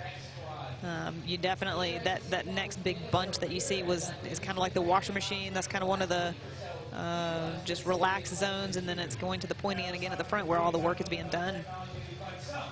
Sometimes on a hill like this, the riders at the back see what's happening at the front before they feel what's happening. You see this acceleration going up the road, which is probably what those guys at the back saw. And now they're going to start to feel the snap as First Internet Bank once again gets up to the front and starts driving it here. Gateway Harley Davidson joining the party in the red and white jerseys up at the front. This is another exciting Devo program, developing young riders, trying to get them to the next level. Yeah, I've known Sean Gardner down in Tucson, Arizona, doing a lot of training, getting ready for the year. He went up to Durango, Colorado to prep for a tour of the Gila. He'll be a good rider to watch for Sunday. Here's Avelo pushing the pace again. Just kind of putting everybody under a little bit of pressure coming up this hill through the start-finish. Avelo wants to cause the split here bad. They do not want this one to be easy tonight, and they certainly want to see some of their riders up in the break. They've made that immensely clear in the first 8.5 minutes of racing. This is Gage Hecht again. He attacked just 2 laps ago. This kid just cannot get enough of the front of this bike race. I think it's great. Woody, just go ahead and get up there. If you're not a sprinter and you don't want to bring it down to the line, this is the best way to do it. And every time you go up this hill really hard like that, you're just taking a little bit out of the sprinter's legs. A true sprinter would love to just float up this hill every single time and then just come to the finish feeling like 100% instead of having to do a couple of these digs that they're having to do. So the riders use the downhill to try to surge ahead. Kyle Murphy trying to move up, get a little bit of real estate for rally. And man, single file front to back.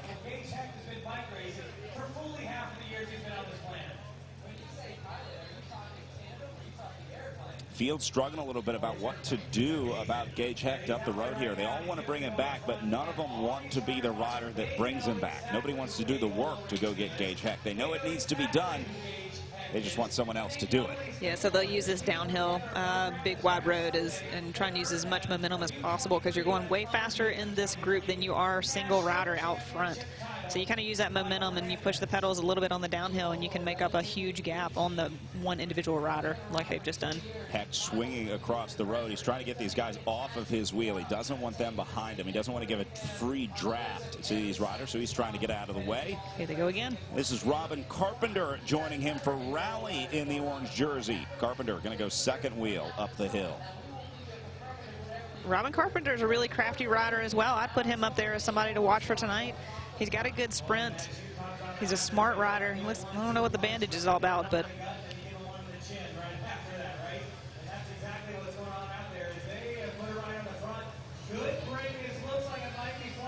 so these two guys going to be working together here. Gage Hecht and Robin Carpenter, both very smart riders. They will link up. Look how closely they ride together. Carpenter is trying to get a draft off of Gage Hecht, which isn't the easiest thing in the world. These guys are not the biggest human beings you've ever seen. No, and I saw Gage. Okay, so Gage threw an elbow, which kind of signifies, hey, if you're going to be here, let's work together. Do you want to work together? And you see Robin pulling through, and yeah, he says, okay, I'll do some work. Let's see what we can do. I apologize. That is Andrew Vollmer up in the green and yellow jersey of a Volo. Hecht was there earlier. When he got caught, he traded it off to Vollmer. There were about 4 of them swarming on the side of the course, and they send Vollmer up to the front this time.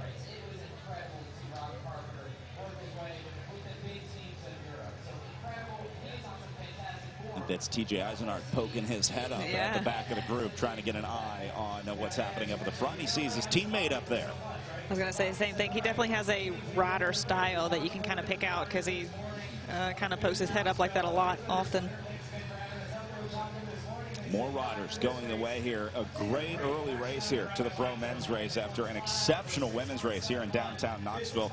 Once again, want to welcome all of our local viewers here in Knoxville. Our global live stream going around the world. We're getting tweets and text messages from across the globe, but we're really happy to be working with ABC6 here to bring local coverage of the USA Cycling Criterium National Championships tonight. Thanks for all the shout outs. This is my first time announcing with Brad. He's such a professional and definitely eased me into the process, and it's been a lot of fun tonight so far. I'm really looking forward to the rest of the weekend.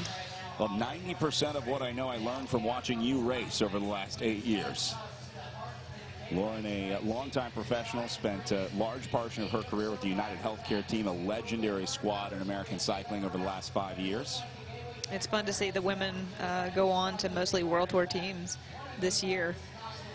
And it's fun to see everybody back here in Knoxville. Lauren, you spent some time on a national championship podium. A couple top 3s in your career? Yeah, the best I ever did when Crit Nationals was second to Teresa Cliff-Ryan. And hey, I'll take second any day to her.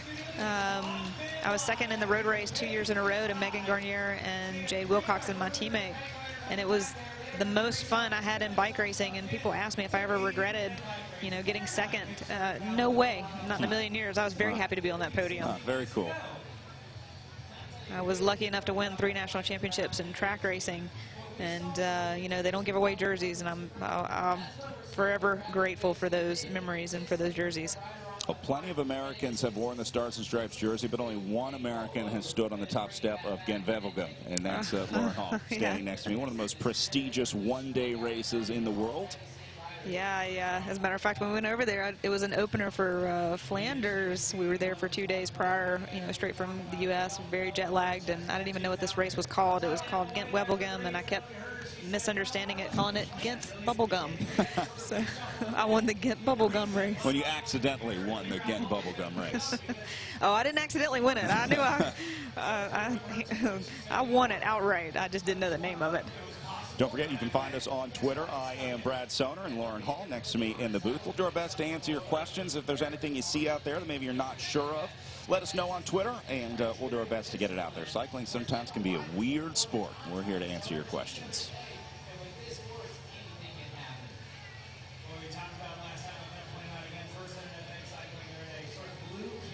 Back to Brandon McNulty on the front, the rally cycling rider. This is another standout young rider. McNulty out of Phoenix, Arizona. He is on his way to winning a time trial world championship one year. The way that this kid has been riding, it seems like it's only a matter of time before he at least gets on an elite world's podium. Hands down, and he almost won a huge stage over in Qatar or Dubai, and I think that was definitely the eye-opener for all the World Tour teams. Like, who is this kid? And he is really good, and we never, ever want to let him in the break again. McNulty is also a successful product of the USA Cycling Development Program. Spent a lot of time with them racing over in Europe. And you can see that the rally team is now stretching their legs in Europe, doing more races, starting to grow the program over there. I think they're really wanting to continue that trajectory into World Tour.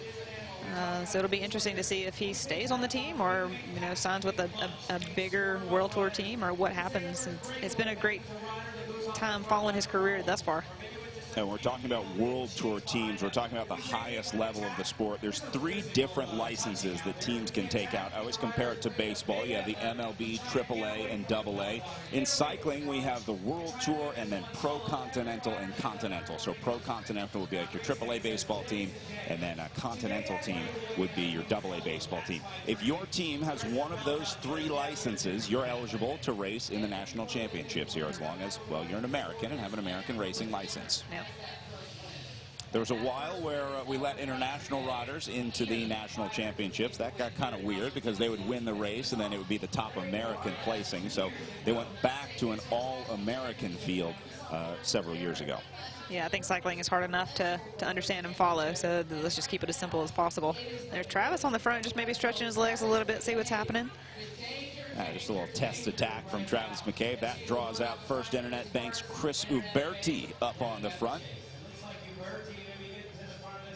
Uberti is basically a rocket scientist for his day job. He's a aerodynamic, I don't know what he does, but it involves math and rockets, and he's got a great blog called Rockets to Sprockets. Oh, that's great. Yeah, just call him a rocket scientist. I'm sure all the rocket scientists out there right now are going, no, but we'll stick with that. He's calculating the wind speed at this moment. Wood gearing is perfect. Actually, there's a lot of aerodynamic talk on his blog. He talks about the best position to be on the bike, the equipment that they use, sort of breaking down bike racing from a scientific viewpoint. It's interesting stuff. Let's check it out. Project Echelon up on the front. Another one of the light blue jerseys. They got a little more green tinge to it with black sleeves, a few white stripes on it. That team is built around empowering veterans. They travel the country racing their bikes, but they also have an outreach program in order to help veterans with the transition back into civilian life. After serving in the military, you create this warrior ethos, and they're trying to create healthy outlets for veterans returning back home. And cycling is just one of the many programs that they have. And cycling you can do when you're striding on your bike as a 21-month-old up until you say the age 80s plus. Now you can ride your e-bike. Yeah, I think it's absolutely wonderful. More people on bikes. People ask us all the time, what's the best kind of bike? They think we work in cycling. There's a right answer. The best kind of bike is the bike that you're riding. Exactly. I had a 73-year-old woman pass me in Salt Lake City the other day on Immigration Canyon, and She was happy as she could be because she was 73 years old and riding her e-bike and passed me like I was standing still. Robin Carpenter looks like he might have an e-bike out there. There's been some controversy in the sport. I guess I shouldn't say that. Robin Carpenter does not have an e-bike. Let's make that very clear. Pedal assist only. I can see the internet conspiracy theories starting now. There are no motors in the bike. These are analog machines. They do have electronic shifting now. That's sort of the latest and greatest technology on the bike, where the old system used a cable pull system. You hit the shifter on your handlebars, that tightened a cable that would then move the derailleur over and move your chain over. Now you hit a button on your shifters. That moves a tiny little motor that shifts the gear over. It's a little smoother shifting, but you forget to charge your shifters. You got a real problem. You do have a real problem. And at the hotel today, I was watching the mechanics work on the bike, and I actually saw one of the mechanics using his cell phone to update the firmware on the front derailleur. Things you never thought you would say. No. Updating the firmware on your bicycle. These are really amazing machines. Average weight of one of these bikes, 15 and a half, 16 pounds, somewhere around there? Maybe, yeah. Yeah, if you went all out at retail, you could easily spend $10,000 on one of these machines. Between the frame, the wheels, what we call the group set, that's all the shifting mechanisms. I'd rather just lose a little weight myself than actually pay for it, or can afford to pay for it. Feels pretty strung out at the moment, getting a little bit of brake established here. Two Evolo riders, that's good for them. Yeah, Evolo likes this. They're going to try and keep this one going because they have strength and numbers up in the breakaway. We'll ID those two riders up in the group. But right now, Evolo trying to split the field as they have been. We're 20 minutes in to the pro men's field. Biggest race on American soil happening in Knoxville, Tennessee. Again, it was a beautiful evening. Congratulations to each of you for coming down here. You found the best show in town, and you got a good seat if you're standing on the boards, because we've got more racing coming up as another track goes down the road. Taking the good with the ups and downs. I wanna see how the world turns round. Let's go adventure in the deep blue sea.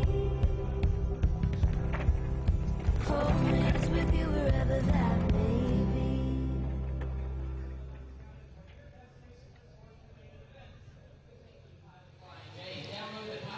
Welcome back. Brad Soner here with Lauren Hall at 2019 Criterium National Championships. The field riding single file through the line here as Evolo has strung it out early. Rally getting the front as well. But Lauren, this is one of the hardest starts to a Criterium that I've seen in a long time.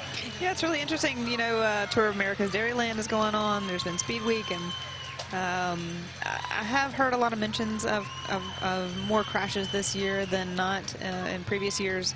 So maybe this is one way to combat that, and to just, you know, lay down the power and lay down a pace that, you know, is going to weed out a lot of people real fast or keep a lot of people at bay. 73 degrees out there right now. It was raining for most of the day earlier today. That has since moved on. That system continuing to move northeast past us. There's only a little bit of wind out there at 5 miles an hour, and we're expecting it to stay dry for the rest of the men's race tonight. And now it's raining Evolo attacks. You're going to see a lot of this tonight. Evolo making it rain on the front of this field. They're not afraid to race aggressively either, which is another reason I really like watching Evolo race. These kids not afraid to take gambles. There's not much to lose. Not a lot of pressure on a U23 team to win a national championship.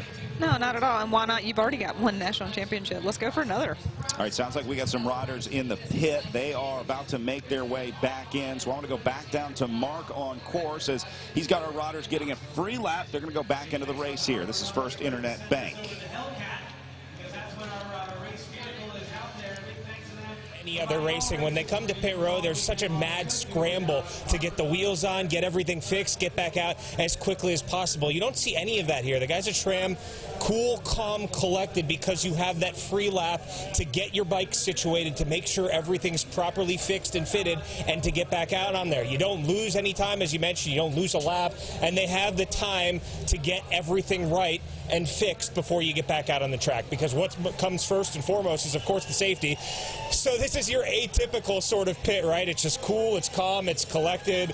There's no mad scramble here. We might see things pick up a little bit later on, but as you saw in the women's race as well, there weren't a whole lot of stops in pit row, and that's great for all the cyclists, guys. John Becker going back into the field here. You saw the officials holding the rider. Now, you don't get pushed in until the officials say it's clear. They try to put you into the middle of the race, but you don't always get into the middle. Yeah, where's the middle here? Yeah. Oh my gosh, it strings from one block to the next. And meanwhile, a couple riders getting off the front, including Chris Huberti. We were talking about earlier. I think he's back with Gage Hecht here on the front. And two more trying to go up to join him. You kind of see a little bit of panic back there in the back, too. It kind of swelled a little bit, and a couple of riders see, oh, my gosh, I got to get up there now. My teammate's not there. Yeah, my team's not there. See these guys on the left-hand side of the picture? That's the washing machine that you were talking about, this sort of constant rotation of riders trying to get up to the front. The guys from the back move up one side, and then the guys at the front get forced out over the other side. Here comes Sam Boardman for the Wildlife Generation team. I think Sam was a little disappointed in his time trial yesterday, had a mechanical, and now maybe trying to make up for it tonight by having a podium or a win. Getting a little frustration out. Boardman got to race earlier this year at arguably America's most prestigious stage race, the Amgen Tour of California, where he was selected for the USA Cycling national team. They got to field a team of All-Americans, and Boardman made the selection, so instead of riding for his trade team, the Wildlife Generation team, he got to ride for USA Cycling's national team. How about Chris Huberti on the front here? Great job by the First Internet Bank team tonight. Yeah, I want to go back to Sam real quick. I talked to him back in November at a ride in California, and just really had a chance to talk to him about his upcoming summer, and this is everything that he wanted to be doing, representing the national team, having a good season. And yeah, here he is, you know, putting himself out there, and it's been a lot of fun to watch his summer. It's amazing how quickly your career changes in the sport of cycling, doesn't it? You go from 1 year being a nobody in the sport, get a couple good results, or maybe get a big signing, get a big contract to a big team, and all of a sudden, everyone knows your name. Yeah, I went from my best year of getting bubblegum in 2014 to my worst year in 2015. I had 3 concussions and E. coli, Pan Ams, and crashes, and yeah, you just never know what the year's going to hold. So you just got to keep the happiness going, and not always associating that with winning a bike race, because here's however many men, you know, one person is going to stand on the podium. Hey, you got to take the victories where they come And enjoy it. Remember, it's not always an individual victory that makes a successful night. If your teammate gets a win tonight, that'll be just as good as winning the national championships yourself. Is it hard to put your personal ambitions aside? I mean, everybody wants to wear the Stars and Stripes jersey, but at the end of the day, you got a job to do. When you're working for a teammate that you really enjoy working with and for, I remember doing a tour of the Gila, and I think I was one of the last 3 people to cross the finish line on the last day, and the other 2 in front of me were my other sprinter teammates, Diana Penuela and Loretta Hansen, and we get to the finish, and the 3 climbers that we were working for had won the race and had enough time to change clothes and stand there and cheer us on. Wow. So I felt like I won that day when you have those kind of riders there waiting for you. Nice to see some fans cheering the riders on from the 3rd floor up by the final turn. They're going to have one of the best seats in the house watching the riders battle for that last corner. Yep. This is Project Echelon back on the front, with one rider flying, taking a hot line around the outside. I think that was Eric Brunner, the 303 Project. Yeah, this is Brunner back on the front, the collegiate national champion. Just really driving the pace up that hill through that last corner. So give it up for 303 Project, Eric Brunner. He's got a Bolo right behind him. Take it easy as they head back down there. And that's going to be 4 riders clear up the road, chasing Brunner down. In the collegiate division, so just about 2 months ago, the colleges around the United States got together and had their collegiate. Coming from Boulder, has a little bit of altitude in him, can spin those legs a little bit, spend a little bit more energy, go deep in the tank. You just want to be careful when you come from altitude back down to sea level. You don't want to go too deep. Your body can't really handle it too well.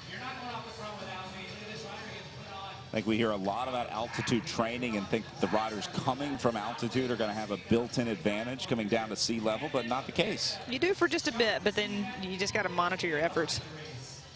I guess that's all of racing, isn't it?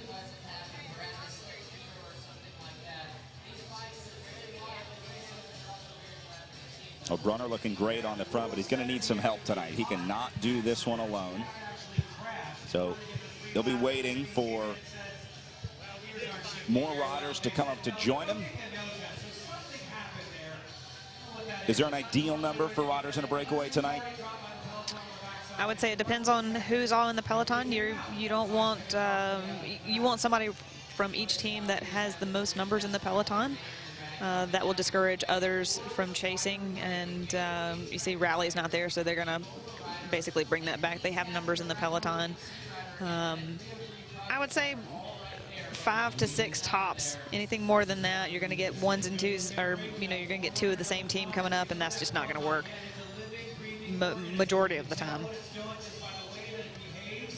Or you may just not get the right mix. They just not, you may have a sprinter here with more of a climber that's going to get away from you on this hill, and or a climber with a sprinter and say, you know what, this isn't the right mix, and I'm just going to reshuffle. So the best way to do that is just sit on.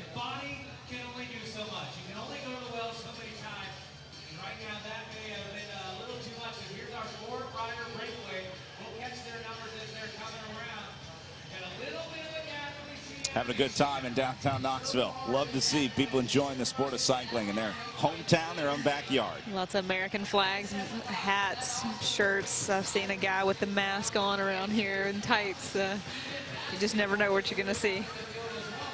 Cycling definitely brings out some colorful fans, that's for sure. I mean, all the riders are in tights. You might as well be as well. Wait until you see the road race on Sunday. If you thought the fans down here were exciting, you're going to see a few more on the Clinch Hill. What's the most you've seen, the craziest? I think it's the least that I've seen, which is a guy in just a Speedo. Maybe that. A lot of body paint, too. I like the enthusiasm, though. It's a unique 100%. part of the sport. Exactly.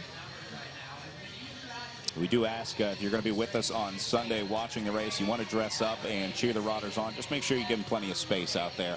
You may see the people on TV running alongside the riders. That's great. They love the encouragement. They're happy to have fans out there, but just make sure that you give the riders plenty of space. Yeah, especially when they're going up the hill. They're not really looking up the road at all. They're basically just trying to get over the hill as best they can, and it's not looking pretty, and so they just bury your head and look at the wheel right in front of you, and sometimes there's a fan standing there, and it's never a good feeling. Hey, you're not the most heads-up rider in the world when you're deep in the box. Yeah, when you're at VO2 max. So a little bit of a reset here back in the field. You see how they're all spread out across the road. We talked about this a lot during the women's race, but that tells us that no one's really taking charge yet. So Avolo used the opportunity for guess who? Gage Hecht. See Robin Carpenter moving up. Thanks for somebody on Twitter for giving us the heads up on his bandages coming from Tour de Suisse. Good to see him back out here. And big attack here from the group as Gage Hecht trying to get away. He's going to take a Project Echelon rider with them. As they go by the SRAM neutral support pits, I want to go back down to Mark, who's got a mechanic with him. Mark, who do you have? Hey, I'm with Mark Nemec, guys, and you just mentioned the neutral camp here at SRAM. It's such an interesting concept, right? You've got team mechanics on both sides, but here under the SRAM red tent, we've got the neutral mechanics. Mark is one as well, and for our viewers at home that this is such a foreign concept to, can you just explain a little bit about being the neutral party here? So the neutral party means that any rider that has a mechanical, whether they have a flat or a crash in the race and they need a bike, we'll help them out. So if they get a flat, we'll jump out and change the wheel for them. If they need a bike, we'll set it up and put their pedals on and push them off so they can continue with the race. And having that free lap concept, how much easier does that make things on you guys for kind of a stress-free get in, get it fixed, and get it out, but we don't have to rush to get you back out on the track? Oh, for us, it's like night and day than out on the road. Out on the road, you have to do it immediately to get the guy back in the race. You have to do it in 10 seconds. And out here, we've got a whole lap, which is 2 minutes. So it's forever. You can do so much with that. So. Yeah, well, Mark, thank you so much for your time. You can see how relaxed he is. He's leaning right now. We hope we stay relaxed for much of the race, guys. We'll send it back to you. Calm, cool, and collected in neutral sport. I'm sure you've had many a race saved by those guys. I like when he says when he has a whole lot of time, he's got 2 minutes. A whole 2 minutes to fix your bike. Those guys really are some amazing mechanics down there. Mechanics, some of the unsung heroes of the sport. The hardest working people on the road. It was always nice to have a mechanic that you knew that your bike was going to be perfectly fine. And not only did they work on your bike, they would usually work in your headspace. They would just be there to have the confidence. If it was raining, they say, oh, these are the best tires in the world. And, you know, you're like, you're right. These are the best tires in the world. I can do anything. They're better than this team's, you know, tires. And it was always good to have Adrian Hederman was our mechanic the last couple of years. And he was always very motivating and gave us a lot of confidence before every race and kept it calm and cool and fun. He was always a lot of fun to be around. They're there for your highest and lowest moments. We saw Leanne Ganser in the women's race, defending champion, who crashed out, unfortunately, inside the free lap rule, so she wasn't allowed to get back into the race. And she was there with the mechanic and sort of working through those emotions of realizing she wouldn't be able to defend her jersey. Yeah, those are usually the first people that you see when they cross the finish line, good or bad. You see your director and your mechanic, and sometimes that shoulder is the perfect thing that you need to cry on or to celebrate. I mean, one of my directors, Kevin Field, he would say the difference between men and women, the women would cry when they lost and when they won. It's an emotional sport. Look at this split up the road. A big group going clear now, driven by a Volo. They're going to take, looks like, just one more with them. And just about every other major team represented in there. Arapahoe is there. Floyd's is there. First Internet Bank is there. Gateway has one in the mix. Yes, but is the right mix.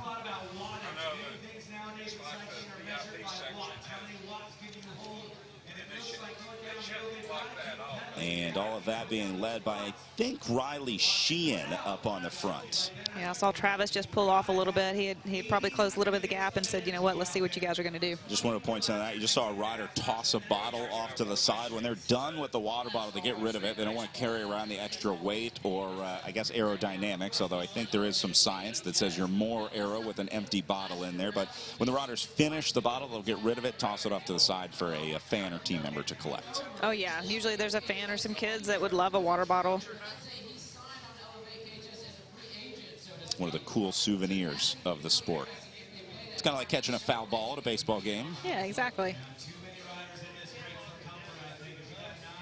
This is a big group away up the road, maybe a little too big. Yeah, starting to form, starting to separate. You get around 1 or 2 corners, start looking around, and a little out of sight, out of mind. And even within the group, they're kind of splitting. You can see the rally rider maybe talking to on the radio saying, you know what, hey, I'm not feeling it. Y'all need to help me out here and get back across to this. We need to shut it down.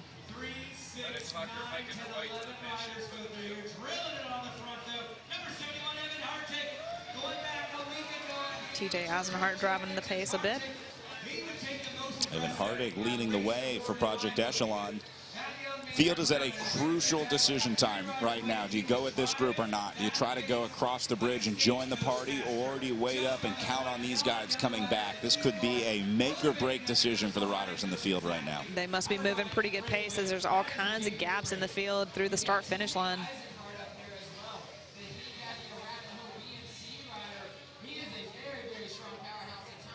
And looks like too many riders wanting to come to the party.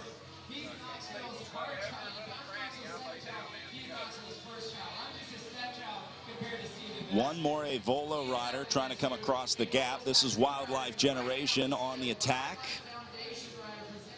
Group's not real organized. These riders should be in a single file line here, taking turns, everybody riding at the front. Each rider takes a turn and then moves off and lets the next guy take over, but they're a little disjointed out there. Like you said, when it's a group this big, you kind of look back and you only have a split second to see if you have a teammate there, and you may not be able to quite tell what's going on because you're a little bit in the box. So, you know, you give it a couple of looks and then people think, oh, are they looking around? Are they just sitting up? Or, you know, all these games that end up playing in your mind when, yeah, actually you're just trying to see who's in the break. Hey, look, 303 saying, come on, let's go, let's go. Wildlife Generation rider Max Chance, the big gun up on the front here. He's been driving this breakaway. They're successfully away, so we'll call this a clean split. Like, yeah, you've done all the work to get up there. Let's get to work. Avolo has Alex Hone up there, along with Riley Sheehan, 25 and 26. Yeah, but I think you're right, Brad. I just think it's too big and not enough people, not enough workers, and too many sitting on and enjoying the ride.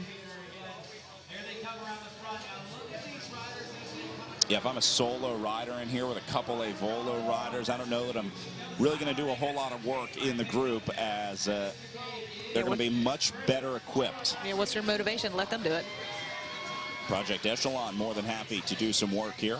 When we talk about doing work, we're really talking about creating a draft for the riders behind them. If you have just two riders riding together, the second guy in line only has to do about 70% of the work of the first rider. You can save about 30% of your energy just by drafting off of one rider in front of you. So that's why they ride in that single file formation. That lead rider punches a hole in the wind, creates that lower air pressure pocket behind him. And then if you can sit in that, it sort of pulls you along and you don't have to use as much effort. So ideally, this breakaway would take turns with each rider riding on the front, doing that extra 30% of work and making it easier for the other riders. But that's not always the case. Like anything, you always have some passengers on the road to life. Yeah, when you're in the break, you kind of make this truce of we're all working together. But yeah, when it's this big, that's probably not going to happen.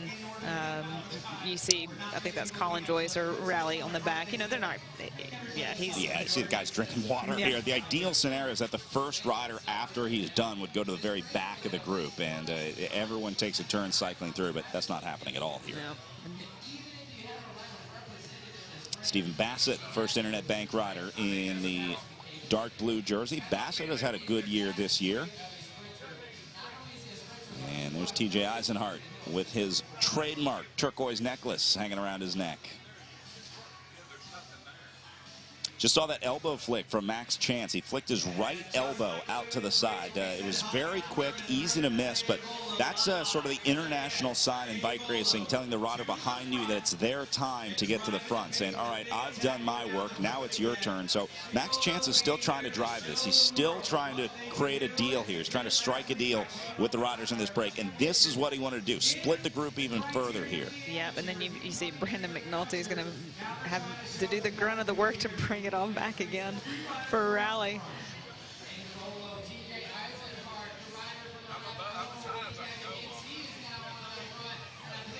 Eisenhart driving up on the front.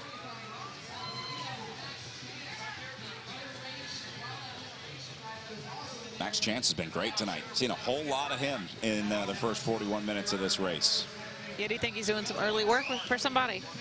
Yeah, gotta think that he's trying to set up a wildlife generation rider, so we'll keep our eye on those light blue jerseys with Max Chance at the front.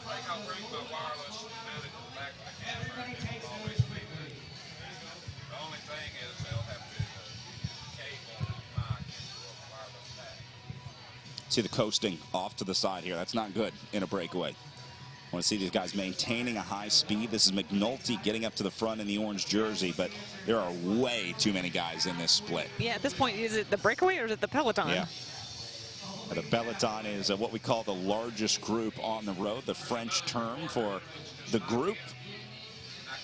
Normally, the peloton is the second group on the road, but there are so many guys up here at the front. We're only half joking. Yeah, again, when they came through the start finish, it was strung out. There's gaps everywhere. You definitely don't want to be caught behind a gap because you don't know if this is the gap is there because the guy is sitting up on purpose, or are they kind of blowing and there's no way to kind of close that gap back down. You don't want to spend that work closing it back down. It hurts significantly. And you see more and more riders coming out of the field now saying, hey, I want to be a part of this. It looks good. You guys are getting away. You're getting time. But eventually the whole field's going to ride up here and join these guys. And the worst feeling is being at the back, braking as you see them attacking out of the corner. Bassett's going to try and split it again here. Had a win early in the season at the Redlands Bicycle Classic. On the uphill finish, he definitely blew it away in that sprint. Got a couple wins at Joe Martin after that, the Joe Martin stage race. Then went to Winston-Salem, won there. It was quite the finish, beating out Eric Young in the sprint.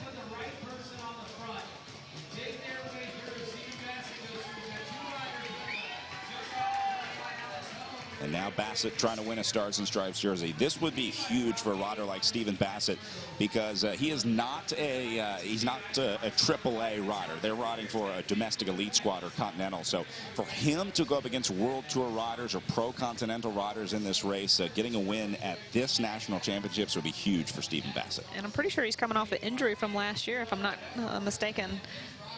So to see him riding so well this year, it's again, it's just fun to see these guys persevere and really go after what they want and see it come to fruition. Because it's not easy to do.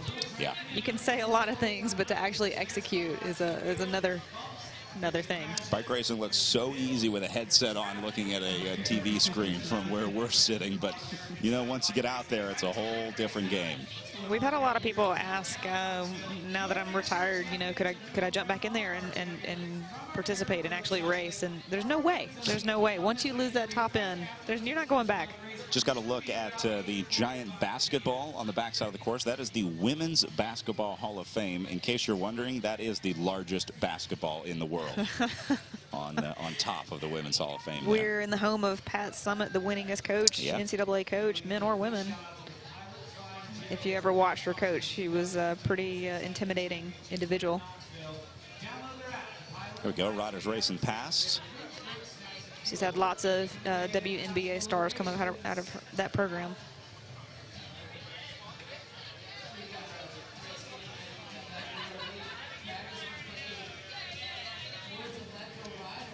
Another split up at the front. This is Floyd's and a Volo.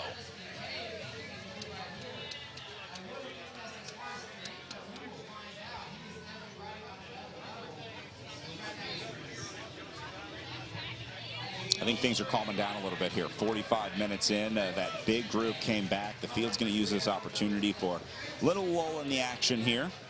Yeah, is this kind of the reset time? Nothing's gotten away. Well, A Volo would like to disagree and keep this going. KHS is not making any friends tonight, that's for sure.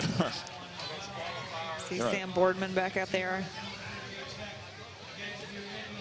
A lot of riders in this field going, just give us a break, man. Noah Granigan is the Floyd's rider going with him. And I think Floyd's got two up here. Oh, no, that's Boardman. Oh, just saw... Is that Boardman shaking his hand like, right, no, I'm not pulling through, yeah, sorry. Max Chance. I'm not sure which Wildlife Generation rider this was, but... Well, he's pulling forward now. He just shook his head no when the Floyd's rider addressed him. I don't know what he asked. I'd give a lot of money to hear that conversation. Sam Boardman said, no thanks, but I'll do it like this. And gets to the front.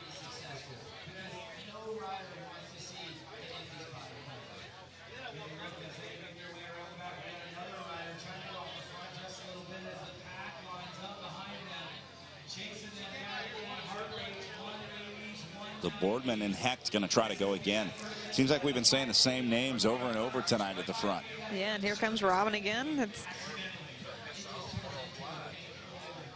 I think we're seeing a pretty clear separation of who the big guns are in this race. Yeah, maybe Sam's not even quite sure that he wants to be in the break or not. I don't know.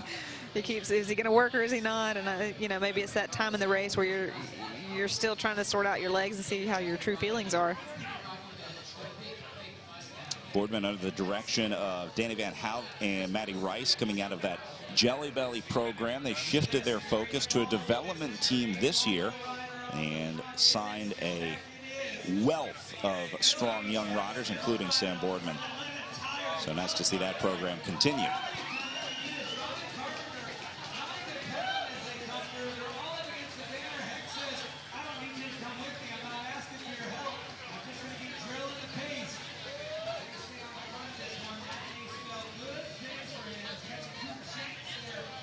So when the riders are talking in on the radio, their director is somewhere on the course where they can see clearly kind of what's going on. You've already had a designated spot of where that director is. Your first couple of laps, you've definitely pinpointed that individual to see where they are, make that eye contact.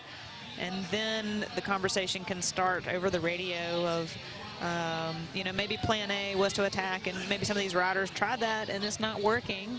And, you know, it's worth talking to your director about and saying, you know what, the director may be in their ear saying, hey, why aren't you guys attacking? What's going on? And you can just say, hey, it's just not working, because on the road, you know that sensation way more than you do. Do you get on the sideline. Do you get a lot of input as to how that strategy plays out? I mean, is there some freedom out on the road, or is the plan pretty much set and dictated by your director? Now, you definitely have the plan pre-race, and then there's usually like plan B, and then you usually have a team captain on the road that will kind of call the shots. If it all goes wrong, they can be the one to call the shot on the road to say, okay, this is what we're changing the plan to.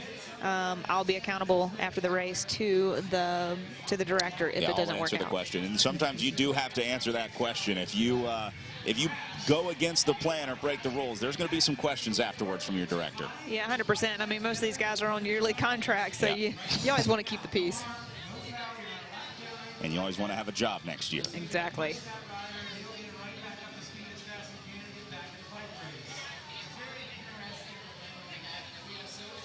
See a lot of turnover in the sport too. A lot of times these guys end up on 1- or 2-year contracts, and you end up racing against your former teammates the next year. That's Max Chance back in the pit. Not sure what the mechanical issue was for him, but he was another rider that spent a lot of time at the front of the race tonight, so he's going to go back into the race here again, getting the free lap, so he will not be scored a lap down. Official Duke Spinelli going to let him back in.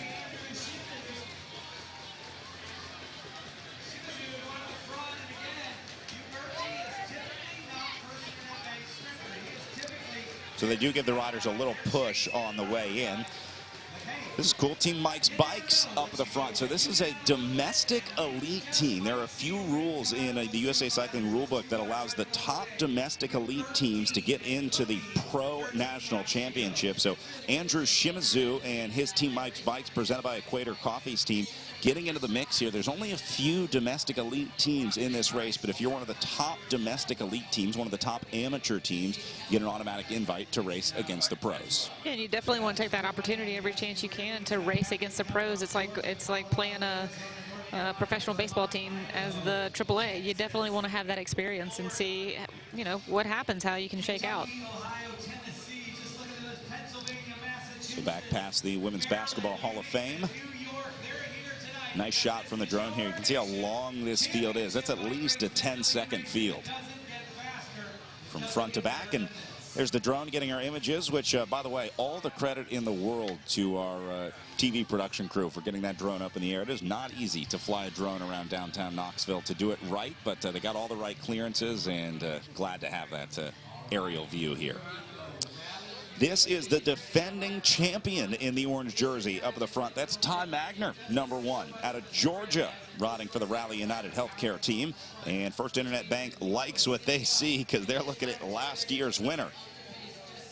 I just saw Travis sitting up there near the front as well, probably monitoring the situation, see who's going to go across. Usually, if you're going to go across the break, you don't have to be the first or second person to go to not do the, you don't want to do the work. You want to be the third or fourth to follow a wheel of the second and third person that's going across. That's Ben Schmutt going with him for the First Internet Bank team. So First Internet Bank and Rally going to have a go at it now as they go clear across the line. 12 laps to go now. And Schmutt going to try to drive it up here on the front as he and Ty Magner dive into turn 1, trying to get away. Well, we've been talking about the importance of the mechanics out there tonight. Luckily, they've had a pretty easy job so far, been relatively calm. But Mark has one of the team mechanics, a little different than the neutral support mechanics. Hey guys, yeah, that's exactly right. And like you mentioned, it has been calm, it has been quiet. That's great news. We'll keep our fingers crossed on that front. And it's great news for Brent Williams as well. He's here with Team Evolo. They're based out of Colorado Springs. But Brent is local here. He is a USA Cycling certified mechanic. So he's come in. He's about the one in only about 100 miles. Is that what you said? Yeah, there's very few racing mechanics around the country that actually hold the license, and I'm the only one for about a 100-mile radius of Knoxville. And that's why Brent is here with us this weekend. And how's your team performed? What have you liked, what you've seen from Team Evolo so far? The team's doing really well. Last week they were at the USA Amateur Nationals. 2 of our guys actually won last week. This week we're doing really well, but they're sort of amateurs competing on a professional stage, so it's a little dicey. But we've got one of the largest teams here this weekend, and we're doing really well compared to what we thought we'd be doing. It's a big-time test for an under-23 team. Brent has such an interesting story, too. Cycling means so much to so many different people, and it means quite a great deal to Brent in particular, because, Brent, you were telling me you've lost about 100 pounds in a year from cycling? Yes.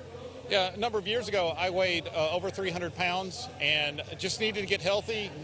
I knew that I couldn't run, being a big guy, bad for the knees. Got into cycling, rode the wheels off my bike for about a year, dropped 100 pounds, feel better than I have in years. Well, that's so fantastic. We're so happy to have you here. Thank you so much for taking a few minutes. We'll let you get back to your team. All right, thank you. That's what cycling is, man. I'm a big guy. I got bad knees. I might not need to start getting on the bike a little bit more. I got the perfect bike for you. I'm going to get you set up at the end of the race today. We'll have you riding by tomorrow morning. I think Mark and I could take a lap on the road course. I would love that. In fact, I'll do everything in my power to make it happen. All right, back up at the front of the field. Ty Magner looking almost bored with the rest of the field here. Ben Wolf coming through. Yeah, I can't imagine that many people are going to let Ty up the road, seeing former winner from last year. Yeah, they're going to bring that back. Meanwhile, Ben Schmutt is still away up the road and going solo. So this is a tough spot for him. Do you pull the plug, go back into the field, or do you try and hold on for 11 laps solo? I was just wondering, maybe Todd sat up on purpose.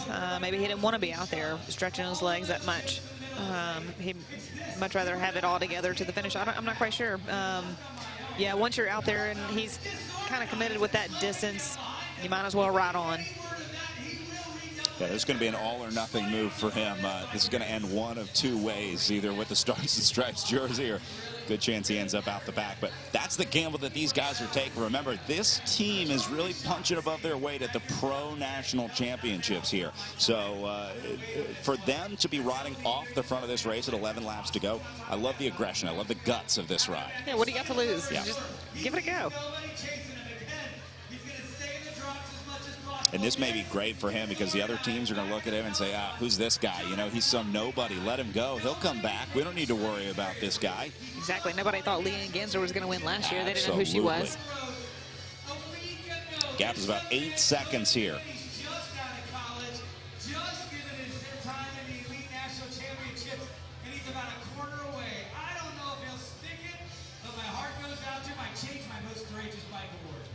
The wind's also picking up a little bit. It's probably a little bit of a headwind on that downhill back section after the first turn. Maybe not so easy anymore, just drifting down the hill into these turns. Actually have to pedal on the downhill.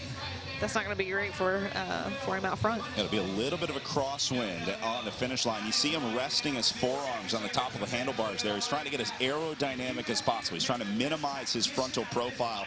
You go back into what we call the drops, the bendy part on the handlebars for the corners, but on a long straightaway, you want to try and get as small as possible so they rest their forearms up on the top of the handlebars. I don't suggest anybody watching this to do that. No, this is best left to the pros. Mark is definitely not doing this tomorrow. No, please no.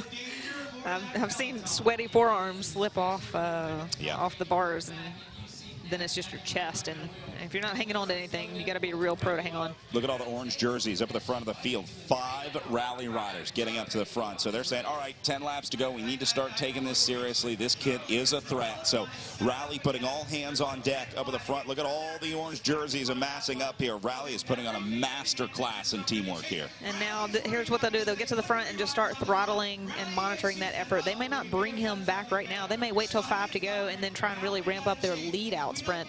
So right now they may let that gap open up a little bit more, knowing that 5 or 6 of those rally riders can bring back this one Ben. You know, you may just want to let that out a little bit and kind of let everybody settle down. That's a great insight. It's the devil you know versus the devil you don't. Would you rather have a tired guy out there at 5 laps to go, or would you rather have a new rider getting away over the next 5 laps? So they just let him dangle out there, let him burn his own energy off, and then they'll catch them when they're good and ready. But they're not in a real big hurry to catch them right now because they don't want to open the door to the counterattack that we talked about earlier. You don't want a new group going up the road with fresh legs. So they are not in a real hurry to catch them. They just need to do it in the next 7 or 8 laps. I was going to say somebody else that we really hadn't talked about tonight is, sorry, let me look at my start list again. I had him in my head and then it just went away. Oh, there's a lot of riders that are going to be sitting in this field just biding their time. If Rally's willing to do the work, the other teams are going to look at this and say, hey, Rally, you're doing a great job. Keep it up, and we'll see you at 1 lap to go. So really no reason for any other teams to come forward if Rally's willing to do the work. Yeah, the rider I was thinking of is John Murphy. I completely spaced on his name for a hot second. But, you know, he's been doing a lot of the crits by himself. He went to Winston-Salem with him and Ty Magner, just the 2 of them. And, yeah, he's such a scrappy racer. He came second to Brad Huff a couple years ago. So he definitely knows how to race the bike. And he's kind of sitting near the back, which to me means they are kind of riding for that sprinter. Robin Carpenter driving it up on the front. There's one of our super fans. He's been loyally standing there waving the flag for most of the day today. Tights and all. Look at Evolo on the right side. See the yellow sleeves? They're all getting together. Arapaho with the neon yellow helmets in the middle of the picture, starting to link up here as well. So this is where you start rallying the troops, get everyone together. Exactly. Have the conversation. Talk to your sprinter. How's his legs? How you feeling? When do you want to go? You only have 9 laps to go. Position is going to be important. And, yeah, this is when you just get all together. You take that deep breath. You get your last bit of drink. And then it's going to be game on, 5 to go.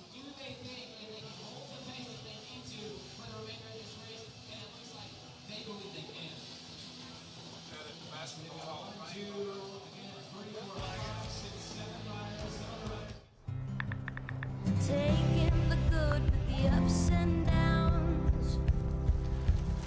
I wanna see how the world turns round. Let's go adventure in the deep blue sea.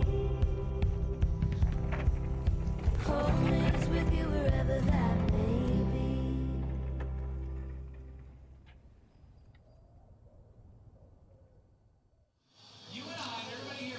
9 laps to go here at the Professional Criterium National Championships, racing around downtown Knoxville as the field tries to sort their way out of these final 9 laps, trying to get away from some of the big sprinters in this race.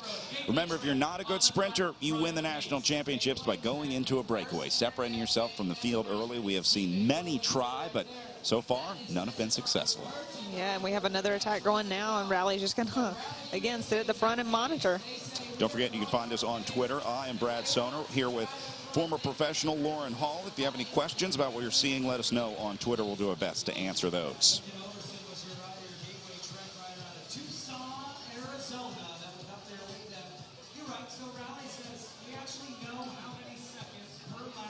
Ethan Overson for the Gateway Harley-Davidson team slipping off the front here.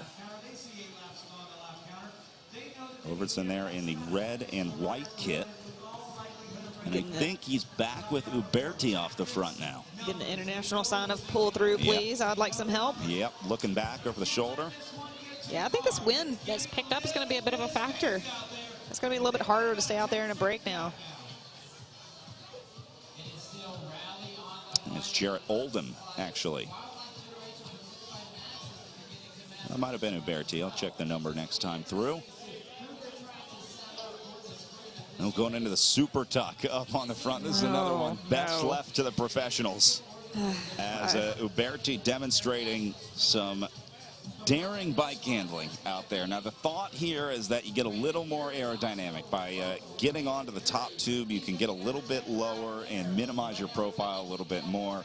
But it's a gamble because you don't have a whole lot of control over the bike. You do gain a bit of aerodynamic advantage by having your center of mass lower. But what I've seen professional men at the World Tour level in a break crash by being in the Super Tuck. The other thing is if you're pedaling, what can happen is your quad can come up and hit your bars. You know, it's not just about like being over the front wheel and being unsure left and right, but you know, if you start pedaling, it adds another dynamic of danger, and I just don't think it's worth it.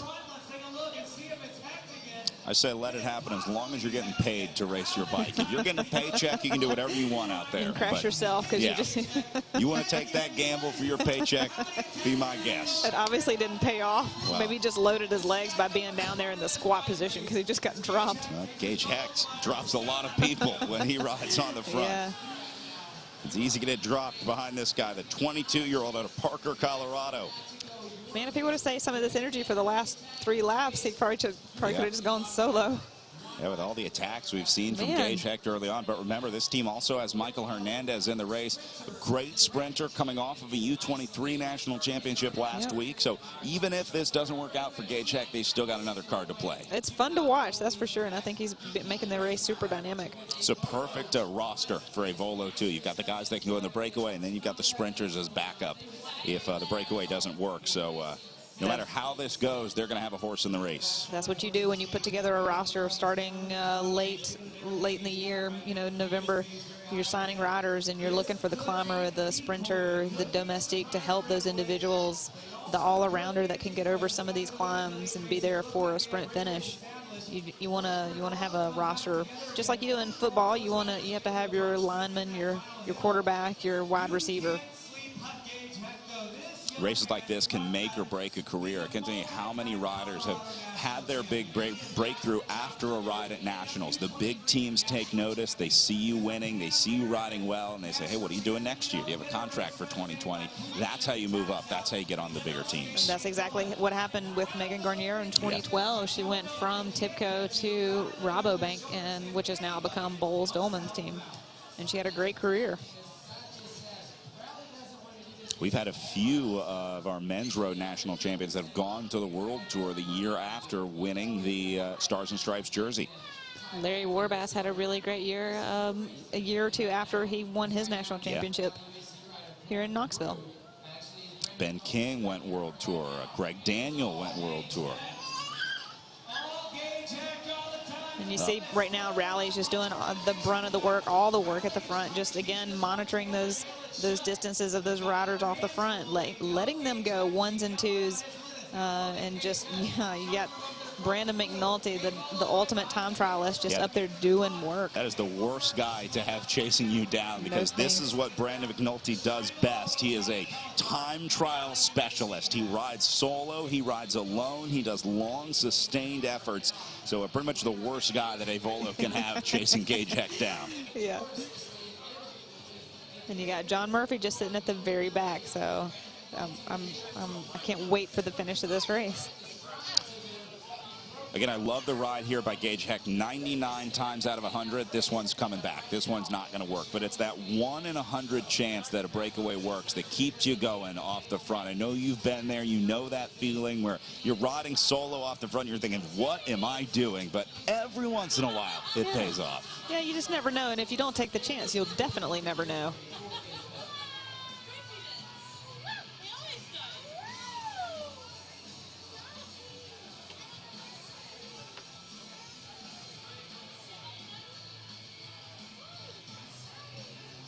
Some good questions on Twitter. I'm going to answer the most common question that I think I get as a cycling commentator. Why do they shave their legs? The million-dollar question. Why do the guys shave their legs? There's a few reasons.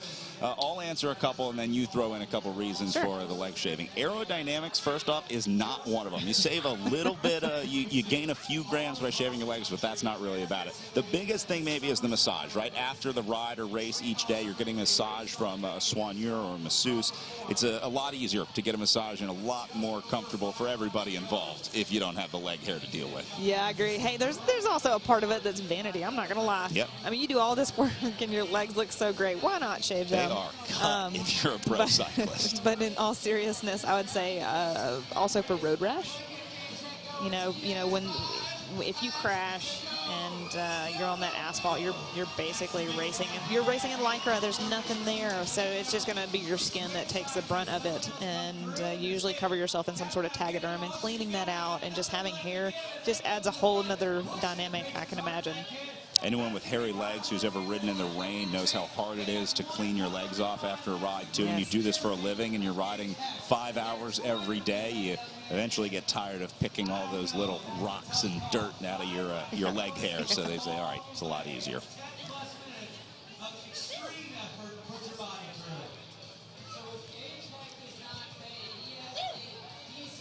Rally still up at the front. They still haven't caught Gage Hecht, but I think that's probably by choice. I think they're putting Hecht on a little bit of a leash right here. Oh, yeah, 100%. They're not going to let him get too far now that there's only 5 laps to go. You don't want any mishaps in the group. For whatever reason, you'd have to wait on your sprinter. You know, you just don't want to. You don't want to let that gap open up, and then you kind of you may those last 5 laps that you have dialed in exactly how fast and how far out you want to go. You don't want to let that get out any further to where you're struggling a little bit or having to change your plan last minute. The most important thing for Gage Hecht right now is that his speed increases for the next 5 laps. He can't start fading here. This is something where he needs to catch the field off guard in the last couple laps. So he needs to be trending upward. This is not a situation where he's going to build a ton of time and then start blowing up in the last few laps. He needs to shock this field in the last 4 laps. Yeah, if he's got anything else left in the legs, he's going to have to do it on some of these last corner climbs. You see Travis just kind of sitting on the rally train as well, and Volo is kind of moving up ever so slightly, just trying to get in position. You don't want to be to the front. Let Rally do the work. You want to hit Rally with like a lap, 2 laps to go, and kind of your train coming over the top of their train. Gap is up to 10 seconds now, growing. Not by much, but just a little bit. I noticed Ty Magner out of the saddle there on the uphill run. Some riders deciding to stay seated. Talk a little bit about the difference in tactics there, the style of riding. Some riders standing up, some riders sitting down. Yeah, I think it's personal preference. I was always a spin to win, kind of spin the legs out, keep the lactic acid from building up. And, you know, every once in a while stand up too, just because to get the blood flow and just change it up, mix it up.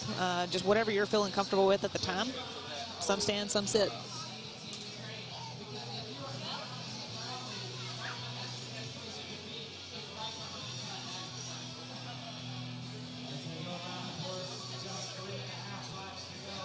Back to the front.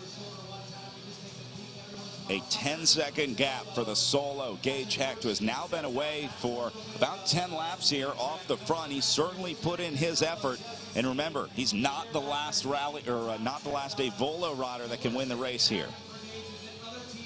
No, I imagine with the three or four of them sitting near the rally train, they have just as great opportunity as anybody else. Rally occupying the first 8 positions here up at the front. Seems like they have most of the peloton. Yeah. Now, there's definitely an element of strength in numbers for the teams at the front here. Remember, you only got to get 1 guy across the line first. The other 7 are riding in support of their team leader. Some of these guys trying to move up with that downhill momentum on the right side. Soon it's going to be too fast of a pace to be able to do that at all.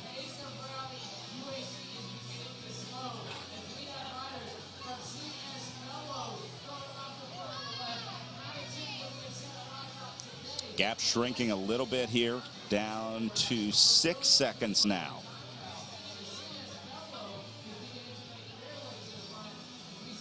So Hecht is now trending the wrong direction, losing time here as Rally slowly but surely reels him back in. It's like fighting a big fish. You get one on the hook, you don't reel them in real quickly. You got to wear them out a little bit, give them some line, let them drag, and then when they get tired, that's when you reel them in. Looks like Evan Huffman's job may be done.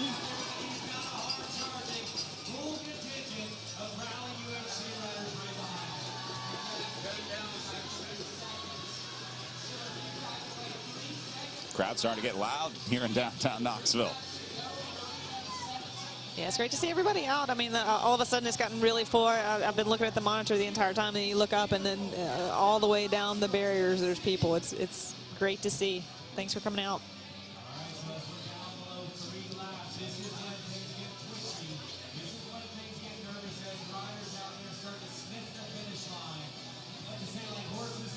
Hecht continuing to lose time. They're bringing reinforcements up now. Here comes a Volo up to the front. So they see the writing on the wall for Gage Hecht. They're getting their guys into position for when Gage Hecht is inevitably caught by this rally train up on the front.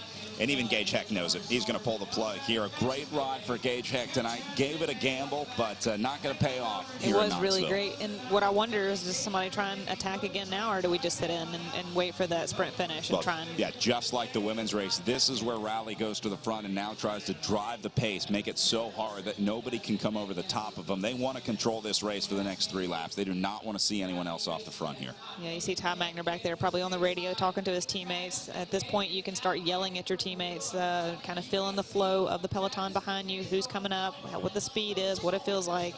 And you can make that rider on the front pick up the pace as much as possible or throttle it back down just to keep those riders at bay behind you. First time we've seen Elevate up to the front. The light blue jerseys on the left-hand side of the screen. They'll be on your right-hand side here as they round that right-hand turn.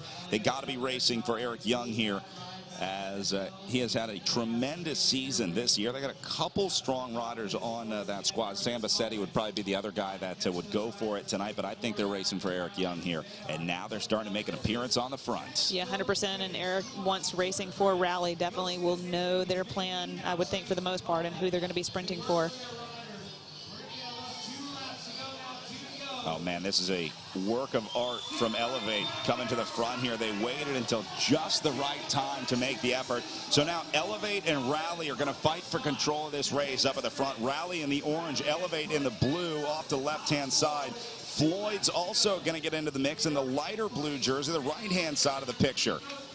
Yeah, I see Big George Simpson up there as well. He's probably a great lead out for Eric. This is awesome. I love watching teams fight for control up on the front. Lauren, it does get physical up there. Talk about how you battle for the position at the front of the field. It's not nice out there right now. No, you definitely put your elbows out, and it's okay to rub shoulders, you know, rub elbows, stick them out a little bit, try and keep people off of your wheels.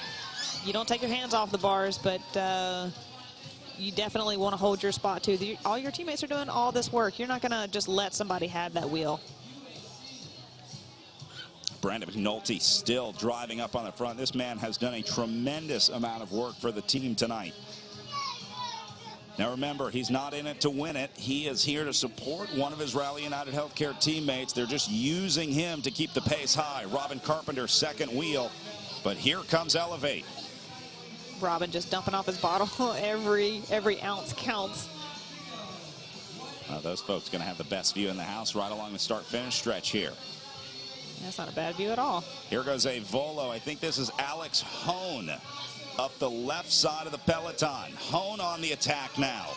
I think that's a great attack. Sometimes you can throw off a sprinter train and make want somebody in the middle of the sprint train kind of pop out and chase it down, you know, just based off of instinct. So yeah. And again, why not go for Alex Hone, right? You got Michael Hernandez back in the field if this does come down to a sprint. So Hone is going to try to go now. Rally will have something to say about it as he gets the bell for one lap to go. Alex Hone trying to do the impossible here for a Volo. Rally sticking together, though, all the way. Look at Robin Carpenter gritting his teeth up on the front, giving everything he has to shut this one down for the Rally team. Hone looking over. He's going to get swallowed up here. And Carpenter tongue out into turn one. Still there. He got Brandon tucked back in. He's going to go again. Elevate needs to move up here. They're a little too far back. They're having trouble finding that position that they want. They want to be controlling this race, but Rally just will not relinquish the front of this field. You may just not have enough riders to jump over the top and keep that pace, so they may wait till the very last minute. You can see it swelling down at the bottom. People are trying to use this opportunity now, this wide road, to move up. Here there comes, they go. Yep, this is, again, Elevate up the right-hand side. They're going to come over the top of Rally here. Look at the battle into the turn. Floyd's is a little boxed in. They're going to be looking for Travis McCabe here as we get down to the final half lap of racing. There goes Kyle Swanson. His job is done for Elevate. Travis looks like he's sitting second wheel. That's pretty far up. Yeah. But, hey, when you got to move, you got to move. Elevate going to be looking for Bassetti. I don't see Eric Young in here. Bassetti is second wheel. Travis McCabe in very good position as well. There's Michael Hernandez a little farther back. Here comes John Murphy opening up the sprint now. Then it goes Magner. Magner opens it up for Rally. They might have burned through a couple guys a little too early here. Up to the last turn. Remember, it's all about positioning like here. Travis just got the jump McCabe up the hill. moved up to the front. Number 13 rounds the corner. Here comes Travis McCabe, the early sprint. But he's got Brian on his wheel for the Arapahoe Resources team. Eric Young trying to open it up as well. It's going to be a 3-up sprint to the line. Brian McCabe and Travis McCabe wins the day. McCabe is the national champion in Knoxville. Wow, that's a great ride for Travis. Took it from pretty far out, up the hill. Again, it was key coming through that last corner, first wheel. Well, we talked about Elevate and Rally fighting, 2 dogs fighting for a bone, and a third comes by and steals the steak. Travis McCabe played that one perfectly, waiting until just the right time as Elevate and Rally were doing battle up on the front. McCabe sat back and got there when it counted. Hey, I think Travis just let out his sprint win from Tour of California that I really wanted from Peter Sagan. This is a man who has been on the verge of a World Tour breakthrough for years now. Yes. Just cannot get the call to get up to the highest level of the sport, but maybe now with the Criterium Stars and Stripes jersey, it's not a huge draw for the European teams, but certainly going to give Travis some confidence maybe heading into Sunday's road race. Keep knocking on the door. Every win counts. Every win makes it a little better, and Travis McCabe adds one more to his resume as the Criterium National Champion.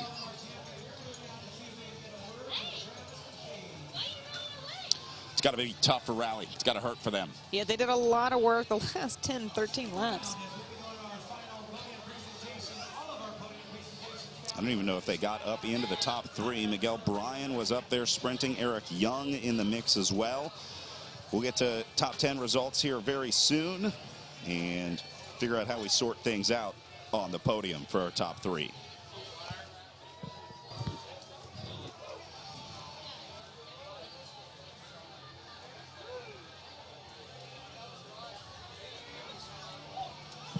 Robin Carpenter cooling down after a long day working on the front. Let's go back and take a look at our women's race that wrapped up earlier today as they sort out the men's results. This was another good one. A little tougher conditions out there. The rain was falling earlier and a little more wind for the women. Yeah, they weren't quite sure if it was going to be raining or not at the start. It was quite the attacking race, but nothing just seemed to stay away. And despite the best efforts of the Hagens-Berman Supermint team, who were all over the front, launching attack after attack after attack, but every time they would go, Rally would bring them back because they believed that they had the best sprinter in the race tonight. Saw Colavita Bialetti trying, of course, Corinne Rivera, the big pre-race favorite, even at one point taunting the field into trying to do some more work, as Rivera was not afraid to show her teeth out there today. There were a few crashes throughout the day, just some touching of wheels. One of the big stars, former national champion Kendall Ryan, getting caught up in that one. But then more attacks off the front from Hagens-Berman Supermint. It definitely put the field on notice. They made their mark on this race. I mean, it was definitely a great effort by Supermint. You know, they've always been aggressive and always will be aggressive. The field got smaller and smaller up at the front as they continued to push the pace. Some tough luck for the defending champion as Leanne Ganser had to withdraw from the race after being caught up in that crash. No free laps inside the last 5 laps, so that crash at 3 laps to go took her out of the run. Yeah, I think if there was anything wrong with her bike, I think she probably should have tried to keep going. Then the scramble for positioning up at the front as everybody wanted to be the first rider up to the top of the hill, the first rider to make that left-hand turn. But it was Emma White giving herself a nice, comfortable gap out of that last turn to take the win across the line. A huge win for the young Rally rider. Yep, it just proved to show the first one out of that corner was the winner. And so Emma White gets the win. Lily Williams ends up 2nd place. Kendall Ryan in 3rd, and Corinne Rivera ends up 4th place with Sam Schneider, Chloe Diger-Owen, and Skylar Schneider rounding out the top 7. Nice to see the Schneider sisters making it into 5th and 7th place. But Emma White will wear the Stars and Stripes jersey into the 2019-2020 season. Then it was time to move to the men, where we saw again Rally trying to animate the race, trying to be the big guns in the field. Yeah, they definitely took control of the race, kept everything together, but it just didn't seem to work out for them, with Avelo just put in all the attacks. It was so much fun to watch these guys go after it. Avelo refused to throw the towel in. Every time they would go off the front, Rally would bring it back, and then they'd send another one. Gage Hecht was the last one to go out of Parker, Colorado, and made a big last-ditch effort to try to get away with a solo move, but nobody went with him. Got to respect the effort, though. To have the guts to try a move like Avelo did tonight, that's saying something. And they definitely created all kinds of breakaways, but nobody really was interested in keeping it established. Eventually, he got some company from Chris Uberti, as Uberti would eventually get dropped from the group, and Gage Hecht would be on his own, or eventually being swallowed up. But then the group got bigger and bigger and bigger and bigger. That group went up to about 15 riders at one point before eventually they hit critical mass, and the group came together, and then Hecht went again. Got a good look at the Women's Basketball Hall of Fame. This was Hecht off the front. You can see how long that field got. The fact that Hecht kept going lap after lap after lap, getting caught, going again, getting caught, going again. It was really impressive riding.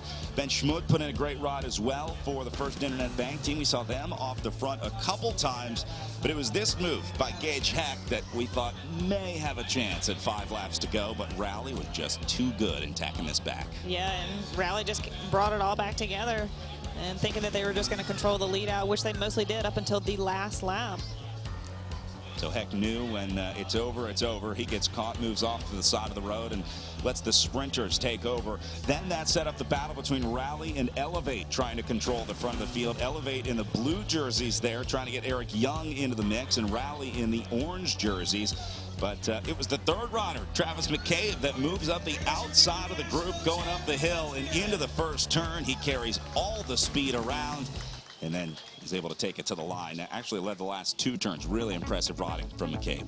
It was a great ride. Even Eric Young was trying to come around there at the very end, just didn't have it. So after an hour and 18 minutes of racing, Travis McCabe comes good, and he will slip on the Stars and Stripes jersey tonight. Eric Young ends up 2nd place. Miguel Bryan in 3rd. Sam Bassetti 4th. Colin Joyce for Rally ends up 5th. Their best result on the night. Scott McGill, great ride for the Gateway Harley-Davidson team in 6th place. And Stephen Bassett, First Internet Cycling team, gets up into 7th place. All right, let's go back down to Mark on course, who just witnessed that exciting finish right in front of him. Mark, how was it? Guys, what an unbelievable evening here for U.S. Cycling and for Knoxville as well. Emma White, Travis McCabe, congratulations to both of them. Tremendous performances all around. It's easy to see why Knoxville has locked this event up for years to come here. The city has wrapped its arms around the event. The finish line was electric. The crowd's electric. And I actually had a chance to speak with Travis earlier this week. He was cautiously optimistic after winning in 2017. Obviously, it did not go the way he wanted it to last year. He told me on Wednesday he was optimistic, ready to get a little bit of redemption. I would certainly say this qualifies getting the Stars and Stripes jersey again for Travis McCabe. Tremendous evening of racing here. We've got a full weekend ahead. Cannot wait to see what happens on Sunday. But guys, what a night, what an event here in Knoxville. Well, great race in the Criterium, and remember, we've still got the Para Road Race coming up on Saturday, and then the Elite Men and Elite Women's Road Race on Sunday. Women's podium with Kendall Ryan taking the 3rd step. Lily Williams in 2nd for the Hagens-Berman Supermint team. She should be happy about that result. That's a great ride for Lily Williams. Especially all the work that her teammates did the entire race. She'll find the top step of the podium one day in one of these Criterium National Championships. That brings us to the top step as Rally's Emma White will get to represent the United States in the Stars and Stripes jersey for the next 364 days. So she'll eventually have a custom Rally Stars and Stripes jersey made, but for tonight, she slips on the USA Cycling ASOS National Champions jersey. Maybe a little celebration, too. USA Cycling's new CEO, Rob DiMartini, presenting the jersey and gold medal around her neck. There they are, your top 3 in the Women's Professional Criterium National Championship, the best in the country here in Knoxville. So, Lauren, safe to say Knoxville is a bike racing city. What we saw last year and into this year, I'm excited to be back for another 2 years here. Yeah, we've had a great time today. The weather held out, which was really nice. The fans turned out, and yeah, the vibe here in Knoxville is so amazing.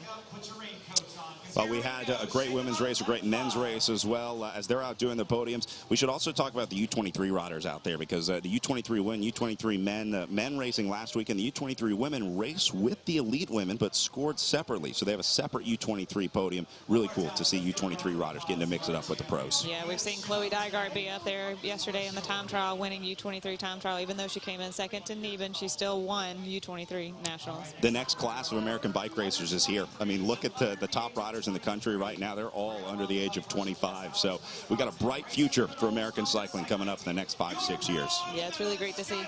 And especially in an Olympic year here in 2020, national championships a little more important in the Olympic year. Looking forward to Tokyo 2020. Obviously, all these riders want a shot at the Olympic team. Yeah, you've got quite the dynamic group.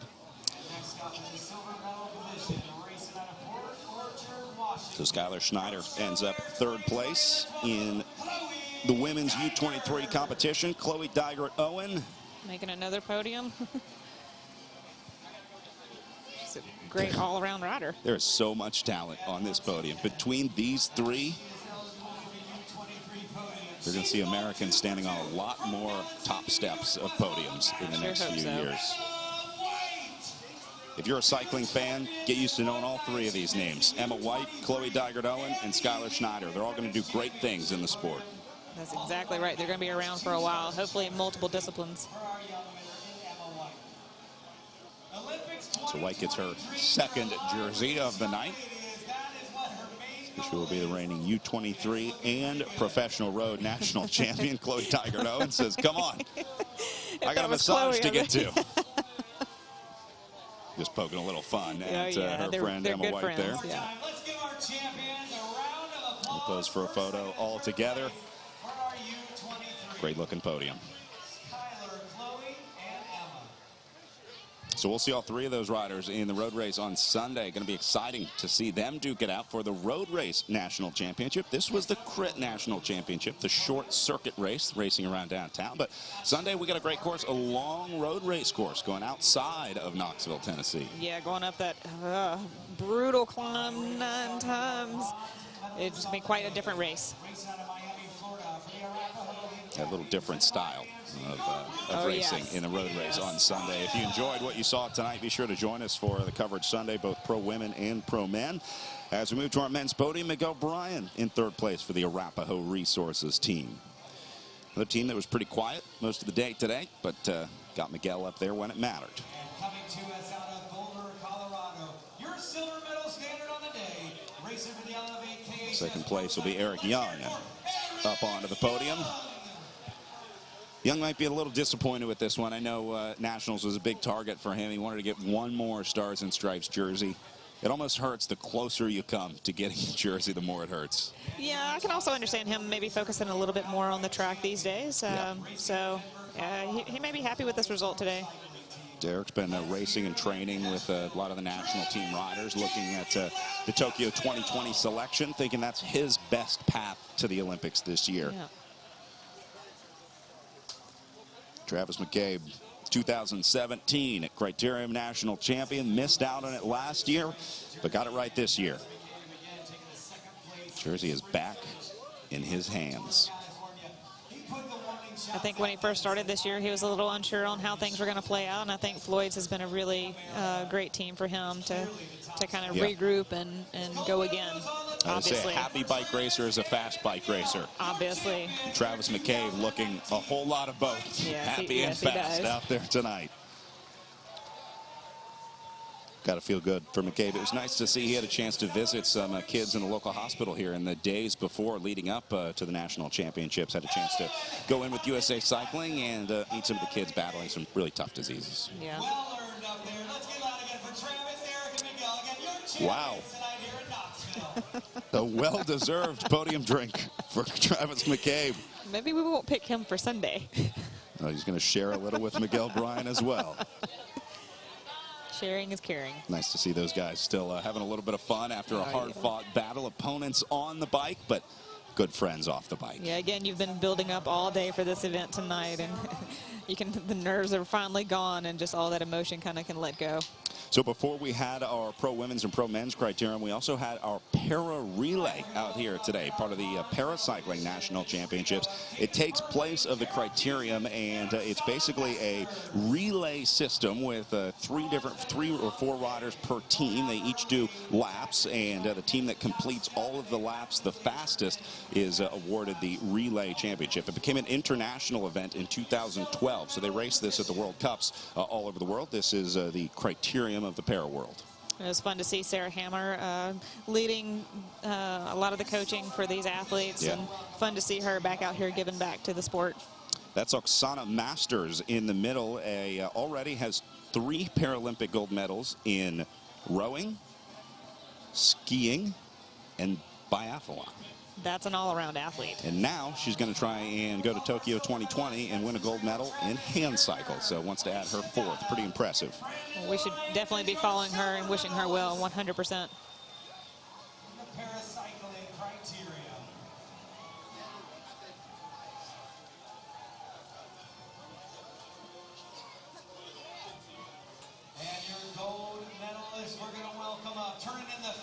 So the team of second place checking in. And then the winning team with world champion Will Grew there in the rainbow jersey. And the legend Alfredo de los Santos, one of the fastest paracyclists in the world. The anchor of that team. And there's Sarah putting on the jersey.